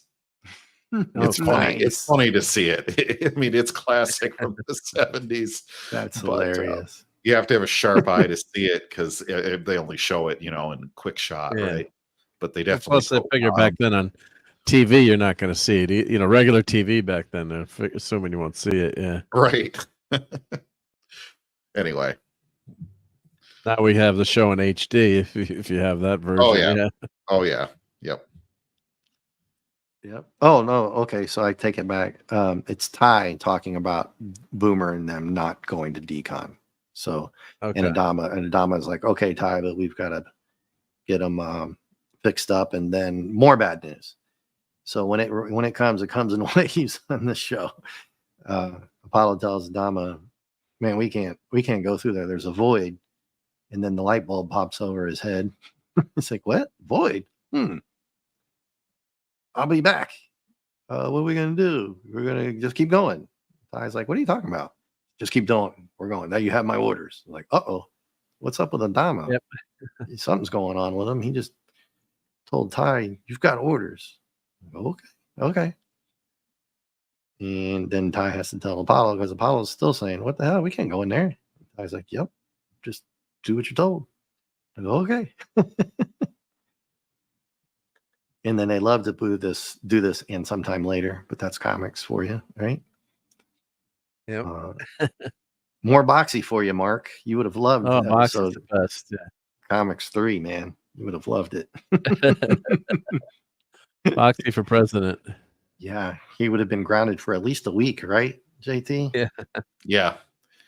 Yeah. And again, the child is left completely unattended. Yeah. Right. He There's gets, no he gets babysitters quote left. unquote home. Boxy, how's my favorite warrior? Is your mom here? Well, and then she like comes, it's like, okay, just gonna let him run around the Battlestar by himself.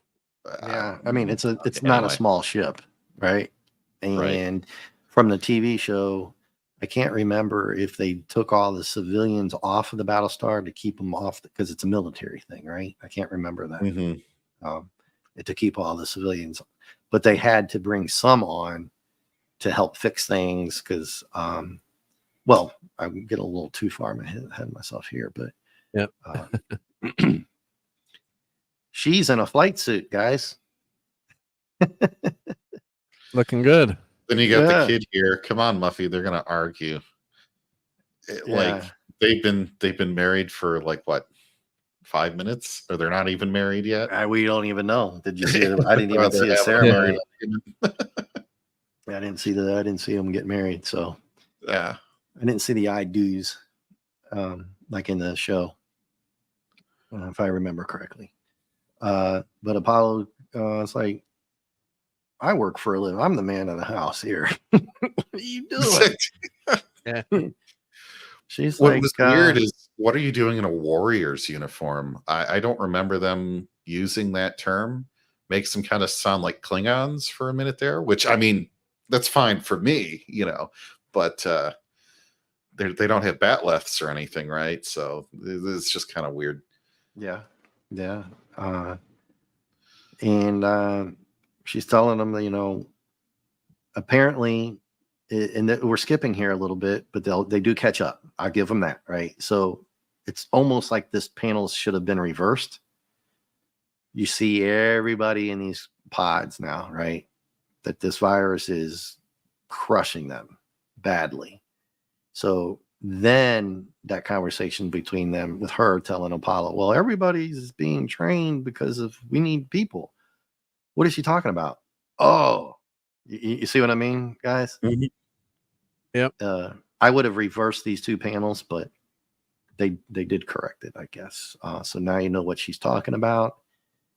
And that's a lot of people. And because Boomer and Jolly were rubbing elbows in the pilot's quarters with everybody, those are the guys that really took the hit, right? The Viper pilots.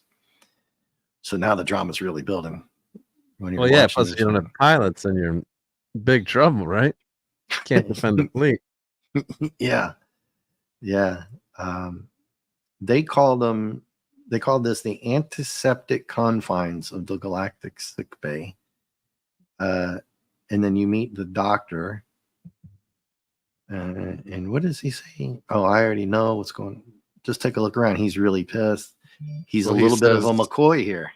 Yeah, he says, I'm a doctor, not a miracle worker. And one of these, no, just kidding. But well, you're not far off. She's like, hey, nearly every fighter pilot in half the bridge offers. He's like, don't you think I know that? Look around. So we do get a little bit of that, JT. It's kind of funny. But then he's being really serious here, saying, yeah, this is bad.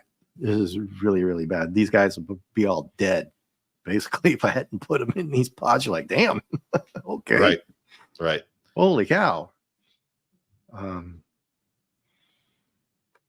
Adama's like, well, I need him here. And he's like, well, basically, I get it, but whatever. Not much I can do right now, trying to figure out what the hell's going on. And you get a good monitor scene again. Mark, there's a bunch of monitor scenes in episode 3 there. Yeah. They love these monitors. High-tech graphics. Yeah. So Apollo and his dad are talking, and Adama's got some serious decisions, as always, but sometimes they get really, really bad, hard decisions here. You can't go back, right? Can't turn around right now, as far as we know. However, I mean, they did. I guess the reasoning is because they blew up that base star. The word's out now that they're alive and well, and just took out one of their big ships. That they're really going to come after them to that area. So I guess even though you're in space, you can go left, right, down, up, right, guys? Yep. It's a little weird talking space. I guess I would have to talk to a space pilot from 1,000 years in the future, but you don't necessarily have to turn around and go backwards. But anyway, so Apollo's telling them, these fighter pilots and all that. And Adama's like, look, you got to train these people, get it done. We need people. And that's it. And right. Apollo's like, okay, yes, sir. Even if it's my wife. Yeah. Yeah. And then it's like, you didn't see who's on the list.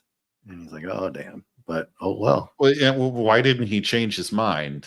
Like, just say, well, there's a child, so only one of you can go? Well, things are that bad, really, right? Yeah. He says, forgive me, there's no other way. And it's so bad that he's going to take his new almost or kind of wife, I guess, and train her as a fighter pilot. Yeah. With no time to really do it. Bad decisions. The next panel here, this comic, I think, is too tight with too many plot lines, because here you bring in one panel of the prophecy of this book that he was reading on the screen on the last page that you just only got a glimpse of. But it talks about once the planet had been destroyed, they're going to find this star in the sky, and then it's going to help guide them to the planet that they're looking for. And it's like, okay, you've got the disease story, the wedding story, the Cylon story, whatever the void is. And then you have to remember that this is a lore panel, or like foreshadowing. It's just so many different plot lines going in all different directions. Yeah. And like you said, it encompasses a lot in this one little panel. But I do like his he's sitting there like that. And it's like, what am I going to do? Yeah. Yeah. What am I going to do? And it shows that he needs some time alone. He's not on the bridge. He's in his office, I guess. Where's the shag carpeting? Yeah. This is the 70s. Come on. You didn't draw the shag. Austin Powers stole it. Right. What's that neon bubble lamp? Lava lamp? Yeah. The lava lamp. Yeah. So he's contemplating a lot here. And then it's like, do I dare risk the safety of the Galactica and the ships she has sworn to protect on what may be no more than a myth? And then we go back to the doctor, and I'm thinking, well, if things are that bad, what happens when they run out of these pods? And geez, how many do they have? Well, they don't want to touch on that, right? Because you don't really want to know the answer to that, right? Yeah. Well, we've only got 10 damn pods. Well, I mean, we got 20. Yeah, but half the fleet's wiped out, Viper pilots.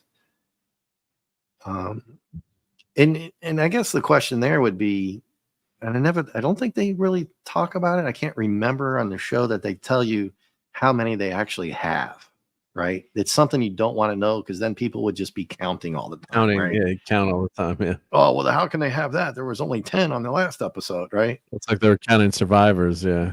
Yeah, it's kind of like show, yeah. Yeah, it's like Space 1999. Did you see that, JT? No. So I've watched most of the season 1, almost all of it. It's been a while, but they had those little ships, their main little ship. They were always blowing up, right, Mark? Oh yeah, the Eagles, yeah. The Eagles. Especially the commander was flying it. Yeah, someone did a YouTube video counting who destroyed the most Eagles. So are more Eagles blown up or more shuttle? in It's like they Voyager lose broke 2 or 3 every other episode Oh, or something. I think it's pretty close. Yeah. up. So Voyager probably lost more. Okay. Yeah. But they started counting because it's like, how they never show them building any, do they? And here they actually, No, but if it I would be more remember, believable that you could build some eagles because they're on the moon. It's like a planet, or, Mhm. or a moon. yeah, Excuse me, not a where are planet, they but, getting the materials to build anything? yeah. You know, They could have explained it away on the show on Voyager. Just say we had, since we're stuck out here, we created an industrial replicator out of XYZ, so we can make the components, and you got to at least explain it away somehow. yeah, or make a Right. whole damn episode about And they're having to go find capable some too. stuff. The shuttlecraft are warp capable, so don't they have dilithium crystals? And like, how Yeah. limited, isn't that kind of limited? I mean, Well, this is why they were running out of space gas every 5 minutes. They were running out of deuterium because they kept Yeah. having to make, shuttlecraft every single week. But That's funny. anyway, Yeah. Raquel's listening. We're just going to get her all ramped up. So, Oh no, it's all good. Was she listening? Oh, awesome. That's awesome. well, anyway. Well, so let's see Apollo's trying to train, and is it all women? Were there like no men left at all? here. Beautiful women From- in the show. Yes. Yeah. Beautiful But- young women. Yes. So, yeah, it was all women, and I'm just saying because that's what it was. I don't the comic's not showing any men that they recruited. Are like, there's no men anywhere that ever flew anything. They did Apparently. it. They did it as an angle of, obviously something to look at for the men watching the show, right? Sure. But then it was also Yeah. trying to be, these male instructors in like a female empowerment kind of a thing, right? Some capability and Which that whole is thing going on, which So, is fine, especially on the show, the ladies, right? well, now in our current year, we don't really think twice about a female fighter pilot, right? But that in the 70s, I'm not sure if that was common. I don't believe it was at all in the U.S. Air Force, right? Well, to touch on any of the politics, and I won't get into that too much to ruin the comic, but there's no agenda here to have all of them. I just wanted to point out that it just happened to be, I don't see any guys, right? Mhm. So it kind of was, like you said, done on purpose. Had to be, right? But not to the point like it's done these days. But we'll skip that, right? Sure. I mean, the reasonings behind it, eye candy and female empowerment, it's the 70s, and it's okay back then to do it. It's just a little odd that there wasn't any dudes at pretty all. radical to have women as fighter pilots back then. All of them, right? I mean, I think the Israeli Air Force was probably the first. I think. I think so. I could be 100%. Or maybe the Soviet World War II. I think they had some. They had some yeah, but not, in The rare English, modern maybe. times to have that, the concept of a woman fighter pilot or any women in active combat would be pretty radical. Yeah. I think we had one or two. You'd have to look up, and I'm sure. Don't get And we mad had at us, women, we don't know the Air names. Corps in Right. in World War II.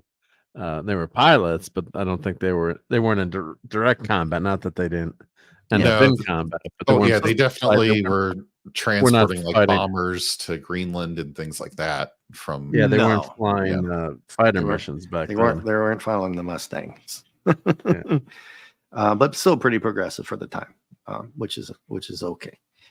But then there is the little funny Serena takes a shot at Apollo right in the class, and he bows to it, which I don't think he would have if considering how serious things are. This is really, really bad. And he's like, "Oh, here, yes, Cadet Serena," and she goes, "Oh, I love you." And he's like, "Oh, well, okay, take over, Starbuck." I'm like, okay, you're gonna let her get away with that in front of everybody else, whether they're women or not.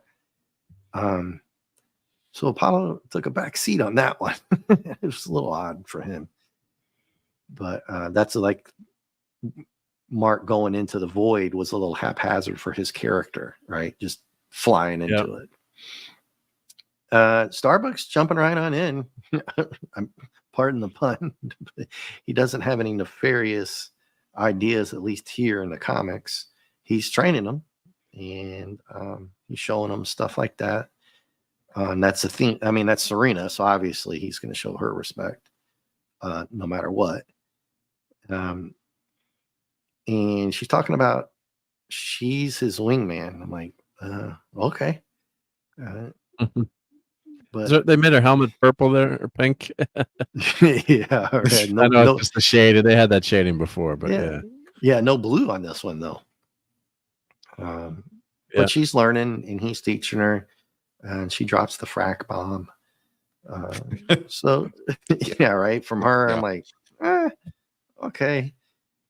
I guess you can cuss all you want now. You're going to be a fighter pilot. So, and then it says several centons later. So our time guessing is whatever. They're talking to the doctor, and he wants to go to the planet and go to the source. And I was like, ooh, that's a good doctor. That's a good idea. You know, he has no idea how to treat these people. So take me back. And Apollo's like, no freaking way, man. And they talk him into it. And I guess there's an alert or something. So the female squadron has to jump right on in it after a couple of hours or days, or only a few centon later, they're flying. Don't make fun of women drivers. You're gonna be in big trouble. No, I'm not making fun of them at all. I mean, they got in and jumped right on in, right? Yep, they did. A little confusing here too, but I know what's going on from the show. So, was the alert because of Cylons? I mean, if they were just going to fly the shuttle out, I don't think there would be an alert, or is that just me? You know, I mean, you know what I'm talking about, guys? They do this big old alert for dramatic effect, I guess. Yeah. Well, I guess they're worried about the Cylons seeing them, or yeah. And again, it's the panel organization. Maybe if we get to another one here, I did read this today, but I kind of know I remember there are going to be some Cylons, obviously, but how and when. Yeah. These panels seem a little disshuffled sometimes. I don't know why there's an alert. It's a general alert, not condition red. So I don't know why they did that instead of just taking off like a regular mission. Yeah, just take off. I mean, if they're escorting anyway, that's just what they did. Yeah, it's the med shuttle leaves. So the doctor talked them into it. They're going to go to the planet. But meanwhile, there's your base star again, full left or right shot. Yeah. Doesn't that look good? A small panel, but it looks cool. Yep. Yeah. Like that would have been cool if it had been like a whole half page or something, but they need room for the text, I guess, in the story. Oh. Yeah. And then you get to see by your command. I had to do that, guys, right? So yeah, we're back on the Cylon ship, and Baltar has the column, the pillar. Wow. Okay. What do you think about that? Yeah, he's in charge now, right? Yeah, they gave him the Battlestar to go after the rest of these people in the fleet, right? So this is his ship. Yep. And he was getting ready to get executed, and now he's got his own damn Cylon base star. So yeah, that never made sense to me either in the show. It's like, yeah, it's like base star. Yeah, we know you can help us. So if you don't tell us, you know, we're gonna rip your fingernails out or something. Not give you a whole Cylon base star. But yeah, that's the way they think. Hey, give them. But yeah. All right. They get word. They really hated Baltar even more. Yeah. Yeah, I guess he knew how to convince them to keep him alive, right? He used his logic, and that's pretty cunning of him, and conniving at the same time, not to save his own butt, but to actually lead and not be just stuck in a cell, you know, being tortured for information. right? Yeah. So that just shows you how conniving he really is to convince a bunch of computers and whatever the heck the leader is. Because Lucifer, we know from his head, is most likely not an organic thing from the show, not from the comic, Yeah. right, Mark? Right, guys? You wouldn't know that Mhm. from the comic. Mhm. You just saw that one picture. So they're escorting the med shuttle. And they're talking about, I guess, Starbucks with them. Obviously, he's going to be out there with them. And he's talking tactical approaches and stuff like that. And I'm sure he's like really, really nervous out there, right? He doesn't want to lose any of them. Also, they run into a patrol ship, a Cylon patrol ship. Yep. So they know their cover's blown. Yep. And it's an ambush. So Starbucks, like, I'm going to go take this approach here. And Serena's like, no, you'll have a better chance. Or she says captain. So I don't know if that's Apollo. I can't remember. I know Starbucks there. I think, right, guys? I can't. Yeah, Starbucks out there, but she says captain. If we all go down at once, she's trying to tell him what to do, and that doesn't go over very well at this point because now there's no time for BS, right? Mm-hmm. So you can demonstrate your capability, Serena, by following orders. So Starbucks not, again, we talked about this before, Mark, on the other comic. This is the mystique of Starbucks. He can make all these jokes all he wants, smoke cigars, and do all these things. But when it comes time to doing what he has to do, he does. As far as being a pilot, right? That gets the job done. Yeah. He gets the job done. He does not. He knows when it's not fun and games, even though they could be shooting Boomer and them, and he might even make a funny comment in a fight. But he didn't hesitate at this point to shut her down. Yeah. Oh, and then Boone Scott says Amelia Earhart. Yeah, no, I was talking, fighter pilots in our services. Yeah, of course, obviously, yeah. Amelia Earhart, one of the all-time great pilots, and someday, hopefully, they'll find out what happened to her. I always remember watching In Search of with Leonard Nimoy. What happened to Amelia Earhart? So they think all these people think they find traces of her, or the craft. So they're not sure yet, though.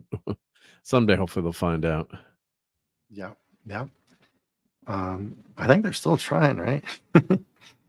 There were another search, and they thought they found a piece of the plane potentially, and maybe she was on an island. Maybe she got eaten. They said at one point.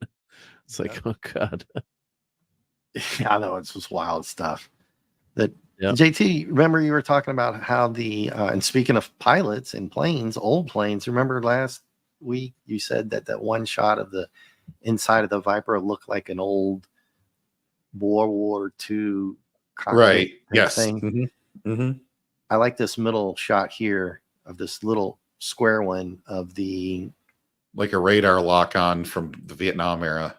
Basically. Yeah, the radar lock on of the Cylon thing. That is a very good panel. That one right there. I really like that. That shows a little imagination. Even though I bash them for the other stuff, and I still will, but this one's a good one. And a lot of good imagination, a lot of action going on here, guys. The Cylon ships, I guess he's taking them on, but he's like warning them. They're like, don't worry about it. We're going to get the humans. But they didn't realize that's Starbuck out there. Yeah. And here we go again. That another thing that JT and I talked about, Mark, is sometimes these Cylons have an ego, which is really weird. Right. They're full of themselves a lot of times. There was a like he was talking to the Ovion head boss, like he was just the schnizzits. You know what I mean? Remember that, JT? Yeah, I was expecting a maniacal laugh to be written in a bubble. Yeah, in one of the panels. It's so odd that they would, but I guess they're highly advanced robots that can fly fighter spaceships, right? But that's all technical stuff. To give them an ego is a whole nother issue. They're no match for Cylon efficiency. We are aware Show of the they never have an situation. attitude, right? On the TV show, they Yeah. never have an attitude, right? They're toasters, Mm, basically. Right? Yeah. Mhm. I can't remember them ever saying things that far-fetched, not at least the Centaurians, right? Lucifer was a whole nother organism, or not even an organism. He's a whole nother computer. The Imperious leader, we still aren't sure if you haven't seen the show. Although Putin's cat called it out earlier, he did say it was based on the lizard people, and then Putin's right. But that's the leader. Lucifer's a whole different thing. And remember, we were talking about public execution for Balthar, and we're Yep. like, who's the public? They're all Cylons, but I guess if they have, you know what I mean? Yeah. We got a little more there. A lot of good balam and kablams, a lot of pew pew here. The female pilots they're in it now, right? But Starbuck pretty much in it.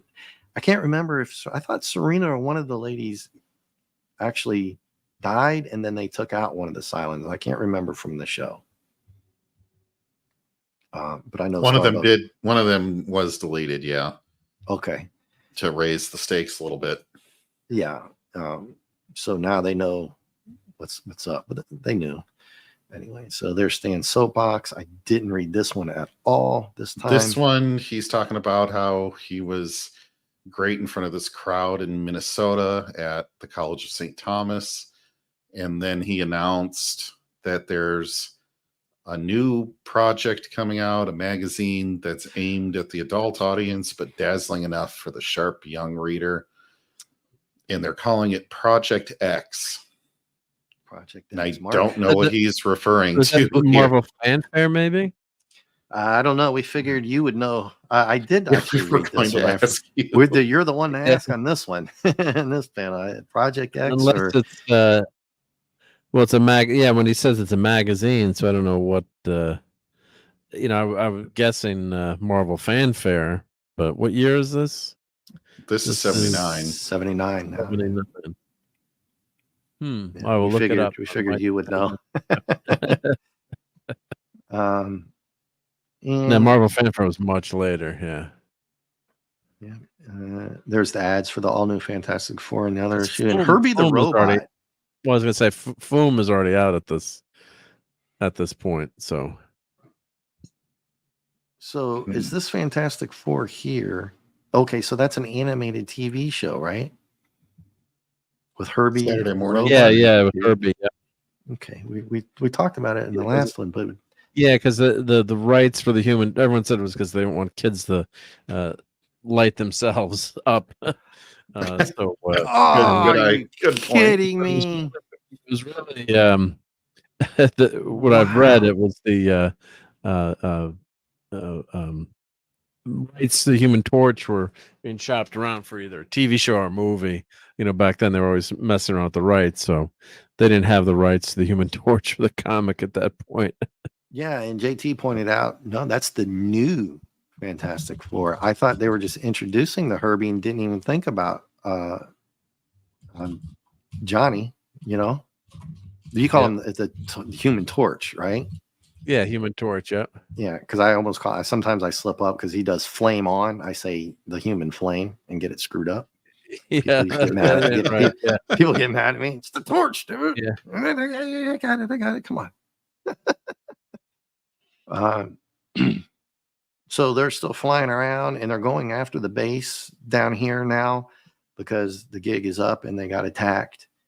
Even though the med shuttle. And the opening's not much more than 2 meters wide. Apparently, right? Yeah. The med shuttle just landed, and they're like, "Oh, the asteroid is secure." Okay, I get it. Okay, little confusing. So they took care of the base, blew it up, and then they led the shuttle down. Mhm. Okay, cool. And then back Ty, Commander Blue Squadron reports mission successful. Good. As soon as they return, bring the whole fleet to probe speed. I guess that means slow. Right? Yeah. We don't really know, but it's slow. I'm assuming that's pretty slow for the whole fleet there. And Ty's like, what are we doing? We're not going in there, are we? And then he's like, this is why he doesn't want to go backwards. And they said it earlier, right, guys? It's too big to go around, I guess. So that subverts my logical thinking at the time. You can go left, up, or down. I guess with everything going on, this thing is so huge that they got too close to it, right? Before I brought up the point that they would have seen it before. But anyway, that's too technical, right? I'm picking too much. Because if it was that big, you would have been like, wait, what is that? What's that way out there? Damn, that thing's big. But they But you'd have to notice nothing in space. right. Which is not easy to do. No. I wouldn't think so. So I guess you have to get it within a certain distance to really understand what this thing is. And they go in. And that ends with the episode of part 1. Right. So not to spoil Yeah. issue 5, but part 2 is most likely going to have something to do with this continuation of the story. Yeah. And I don't like this. A death in the. I don't like it. I don't like that. But again, that's because we saw the movie, right? Mm-hmm. If you haven't seen the movie, you're like, oh my God, that's great. I don't know. I gotta read the next one now. Right? They're going into the void. Somebody dies. We don't, it's a cliffhanger.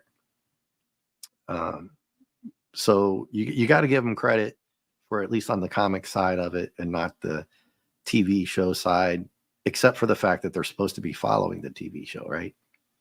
So they're assuming at this point that you haven't seen it, but you would have already known anyway. Right? We're not going to spoil alert here. Okay, so this Battlestar Bulletin, could you please read the first one, Dave? The yellow or the actual? The first letter. Let's see. Dear Battlestar Galactica, so you're planning to make this a regular Marvel mag? Exclamation point. Oh yeah, I think I might have restored. You also got Star Wars. How about going all the way and getting the best Star Trek? That's right. I hope the format you will use will be an adaptation of the TV shows with original stories placed between them. Not a bad idea, right, guys? Or at least JT. Yeah. Because Mark, have you caught up to any of the comics past this one? No, and I got to start keep watching the show too. Yeah, I mean, I know what happens, but okay, yeah, but not the comics. So I won't. Not the comic. Yeah. I'm assuming the comic follows it pretty closely, but yeah. Well, let's see. He mentions Baltar, okay, and Star Wars. So until Baltar becomes Lord of the Sith, live long and prosper. Wow, all three IPs in one sentence. That's nice. That's pretty good. Pretty cool, yeah. Or that is make mine Marvel. Okay, gotcha. By the way, how about Battlestar Bulletins or Galactograms for the letter page title? The letter. What does he mean by that? The letter page reading? title, Mark. Yeah, let's see. I'm trying to read it now here. Where does it say that? The letter? I'm trying the last line, the very last line, yeah. Very last line, yep. Let me blow that up a little bit. Blow it up. What's the letter page? Oh, instead of calling it Battlestar. This is the letter page. Yeah, Battlestar Bulletins, yeah. Yeah, so how about Battlestar Bulletins? So they used it. Yeah, they used that for the letters page, yeah. Oh, gotcha. So that's at the top there. Yeah, the top is what they call the letters page, yeah. Oh, gotcha. Okay. Oh, he's just making a suggestion then. Yeah, cool, and don't mention thing ring, do your thing, Sean. The new F is after the Good Hanna-Barbera one, yeah. And yeah, before Flintstones Meet the Thing, yeah, or that was Incredible New Shmoo, yeah, it was about a kid who had a power ring that could turn into the thing. And Clobbering Times and I, God, we hated that. It was such a stupid show, my God. Well, And at let's one see. point I'm like, did that really exist? Did that really happen? I was asked, we're joking, like, yeah, Yeah. it did happen, yeah. I Let's see. love the next one. The next one was funny. Dear boys, your first issue of Battlestar Galactica was good. In fact, it was so good. Have you ever thought of making a TV show out of it? Response: No. No, yeah. No. Yeah. That's funny. Well, I see Close Encounters, so there's another IP. Let me read what they answer this guy. Funny you should ask, Rick Jones. Rick Jones, you don't think maybe there's somebody in the business who might be called Rick Jones at the time. Not only are you dead on target when it comes to our luminous letter page logo. Well, Rick Jones is the Hulk's sidekick for many issues. So Rick Jones was the guy that Rick Jones? Banner saved, and he got Banner. He pushes Rick Jones into the pit. So Rick Jones is can't believe he hasn't been in the MCU yet, but he's everywhere. And he was in the Captain Marvel series. He would put the negabands together, and they would switch bodies. So they would go. He would go to like a limbo area. So Rick Jones, and then he became what was the blue? He became like the Abomination. It was called. They had another name for him, just like Betty Banner got superpowers and Ross. So what was his? I can't remember what it was. Blue. Not the Abomination. Blue Hulk. I don't No, know. but he was like the Abomination. It was okay. Oh God, what was it called? Yeah, Sean will help me out there or someone. What? Oh God, what was the character he played? I think my brain doesn't work sometimes, but it was a big blue. Let's see, what was his alias? I'm looking up. Wikipedia will help me out. Yeah, I can highlight if I had to drop out of that screen, but Sean said the new Fantastic Four is after the Good Hanna-Barbera one. Yeah. Okay. So there's a little bit of timeline there. A-Bomb. It was A-Bomb. Thank you, Sean. Yeah, the blue. Yeah, there you go. Mm-hmm. A-Bomb. Yeah, it was ridiculous. Yeah. His name was A-Bomb. A-Bomb. Yeah. And then with Putin's Cat, where did Putin's Cat had one that I wanted to show, something that we were talking about. I can't find it, but the Cylons are imperfect. Was there not tiny expositions early on that their creators died years ago, and the Cylons, I guess, carry out their war mindlessly? Or not in the comics. They don't talk about not in the comic at all. Not at all. Not so far anyway. Got to go back to my other screen. There we go. So he said, but original stories are on the way, beginning with issue number. Oh, don't want to read that far. Sorry, Mark. That's okay. That's okay. Yeah. Unintentional. Let's skip that part. And then the artist there too, which is interesting. Yeah. Let's see. He's talking about. The other letters weren't quite as good. Somebody basically wrote in and insulted their job on the first issue, which they pointed out what we kind of pointed out. Things looked a little rushed and incomplete, and they just offended the artist. Yeah. Well, they was talking about somebody did Close Encounters. I didn't know there was a comic book, Close Encounters. I don't remember. Maybe. Yeah, movie adaptation. Yeah. Yeah. They used to do a lot of movie adaptations back in the day. Yeah. Yeah. So it doesn't surprise me. I probably have just forgotten that it was even out there sometime. And then that is it, guys, for this one. What do you think for this issue number 4?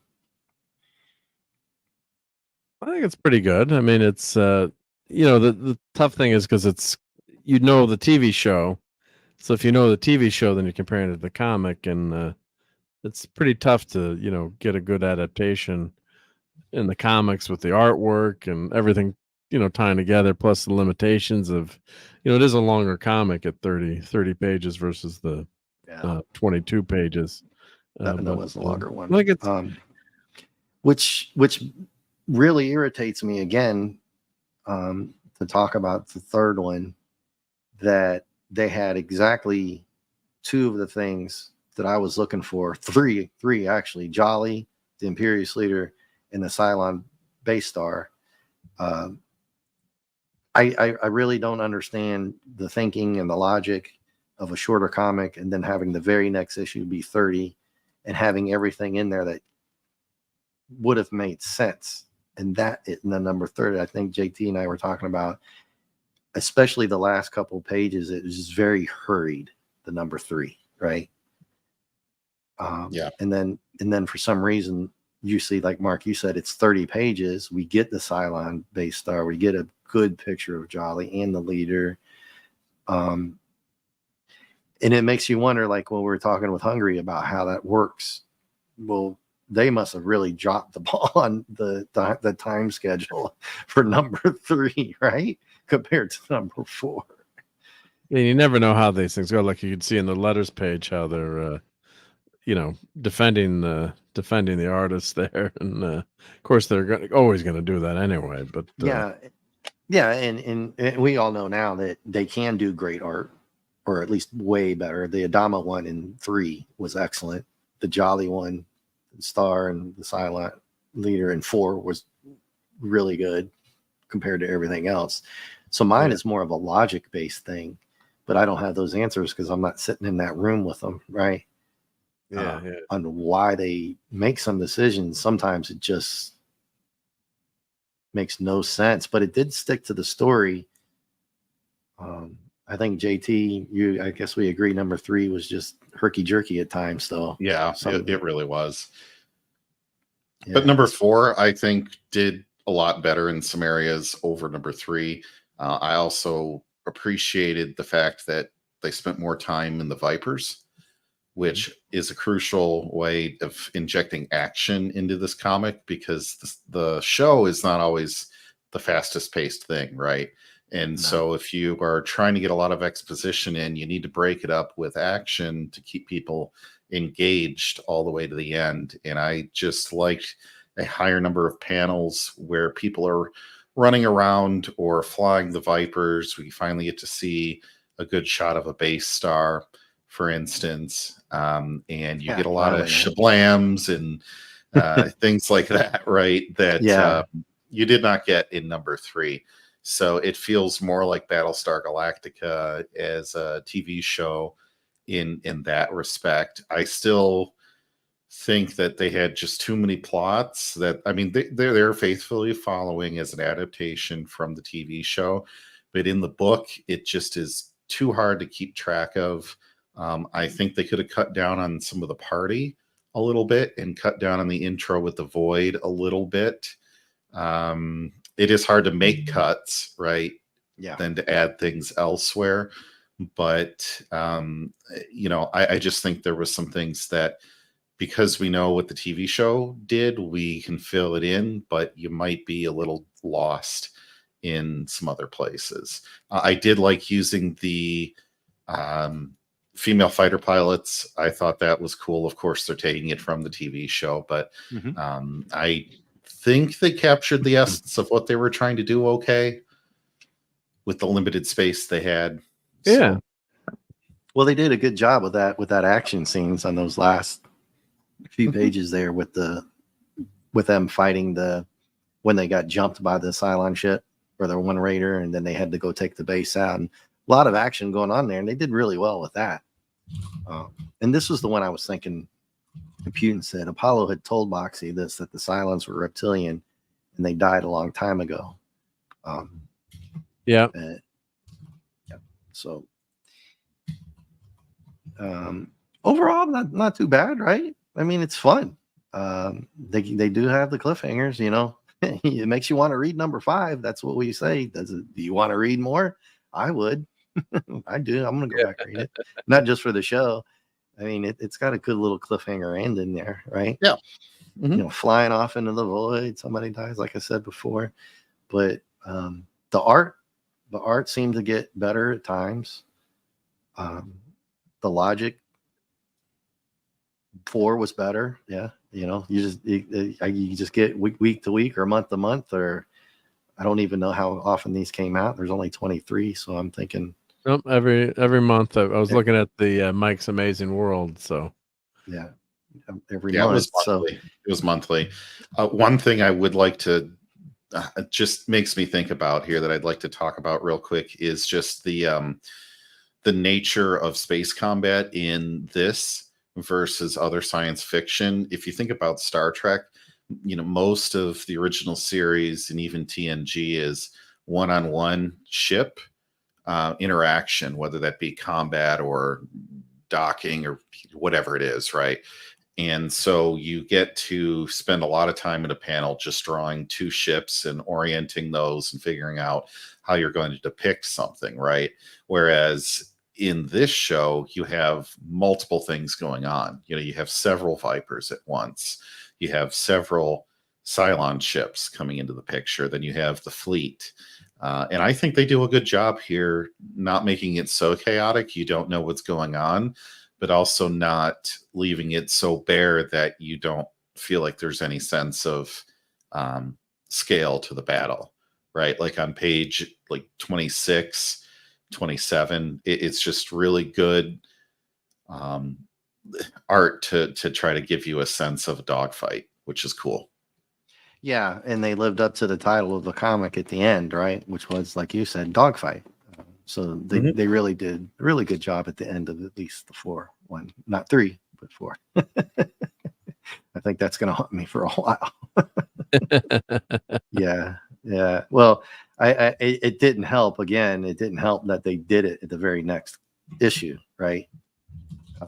It just doesn't make sense to me. But then again, I'm not the editor in chief, right? So. Oh, and then Sean had said earlier too, Richard Dreyfuss withdrew his likeness from the Close Encounters adaptation.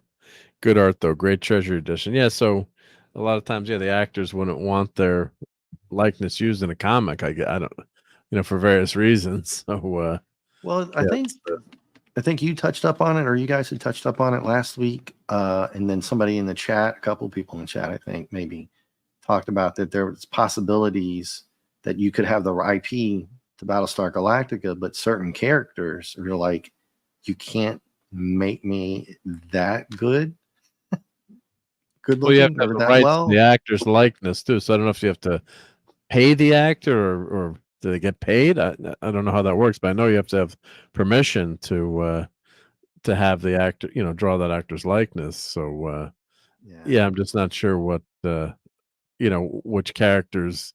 This isn't a well, it's not like a groundbreaking series here, so I don't know what the deal was with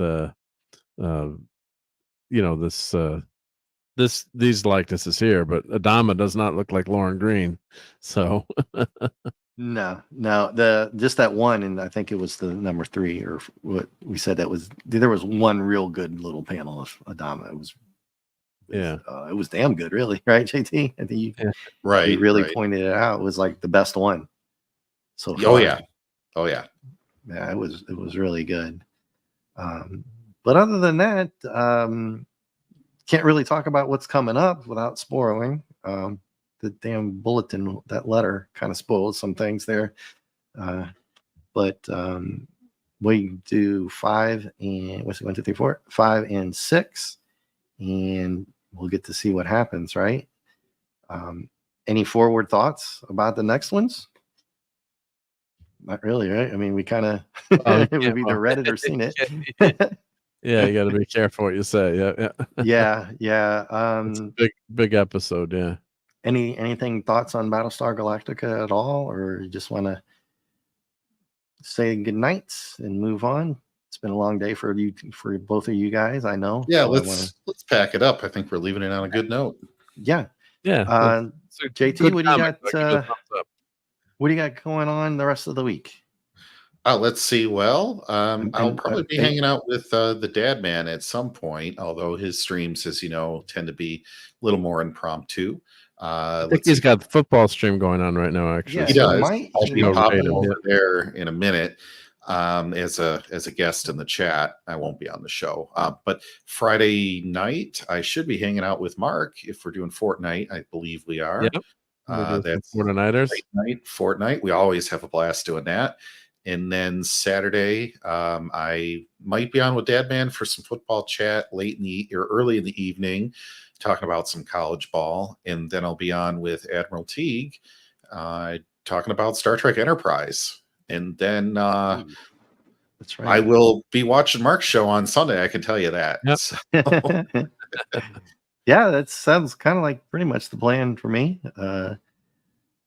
Friday fortnight, if I'm not falling asleep or something like that, and try to get up Yep. and do We'll that. see you guys there. Yep. And then you can plug any of those shows always, guys. You don't even have to, you just automatically do it from now on whenever you're on. Plug sure. yourself, plug whoever. I was trying to plug Dad Man.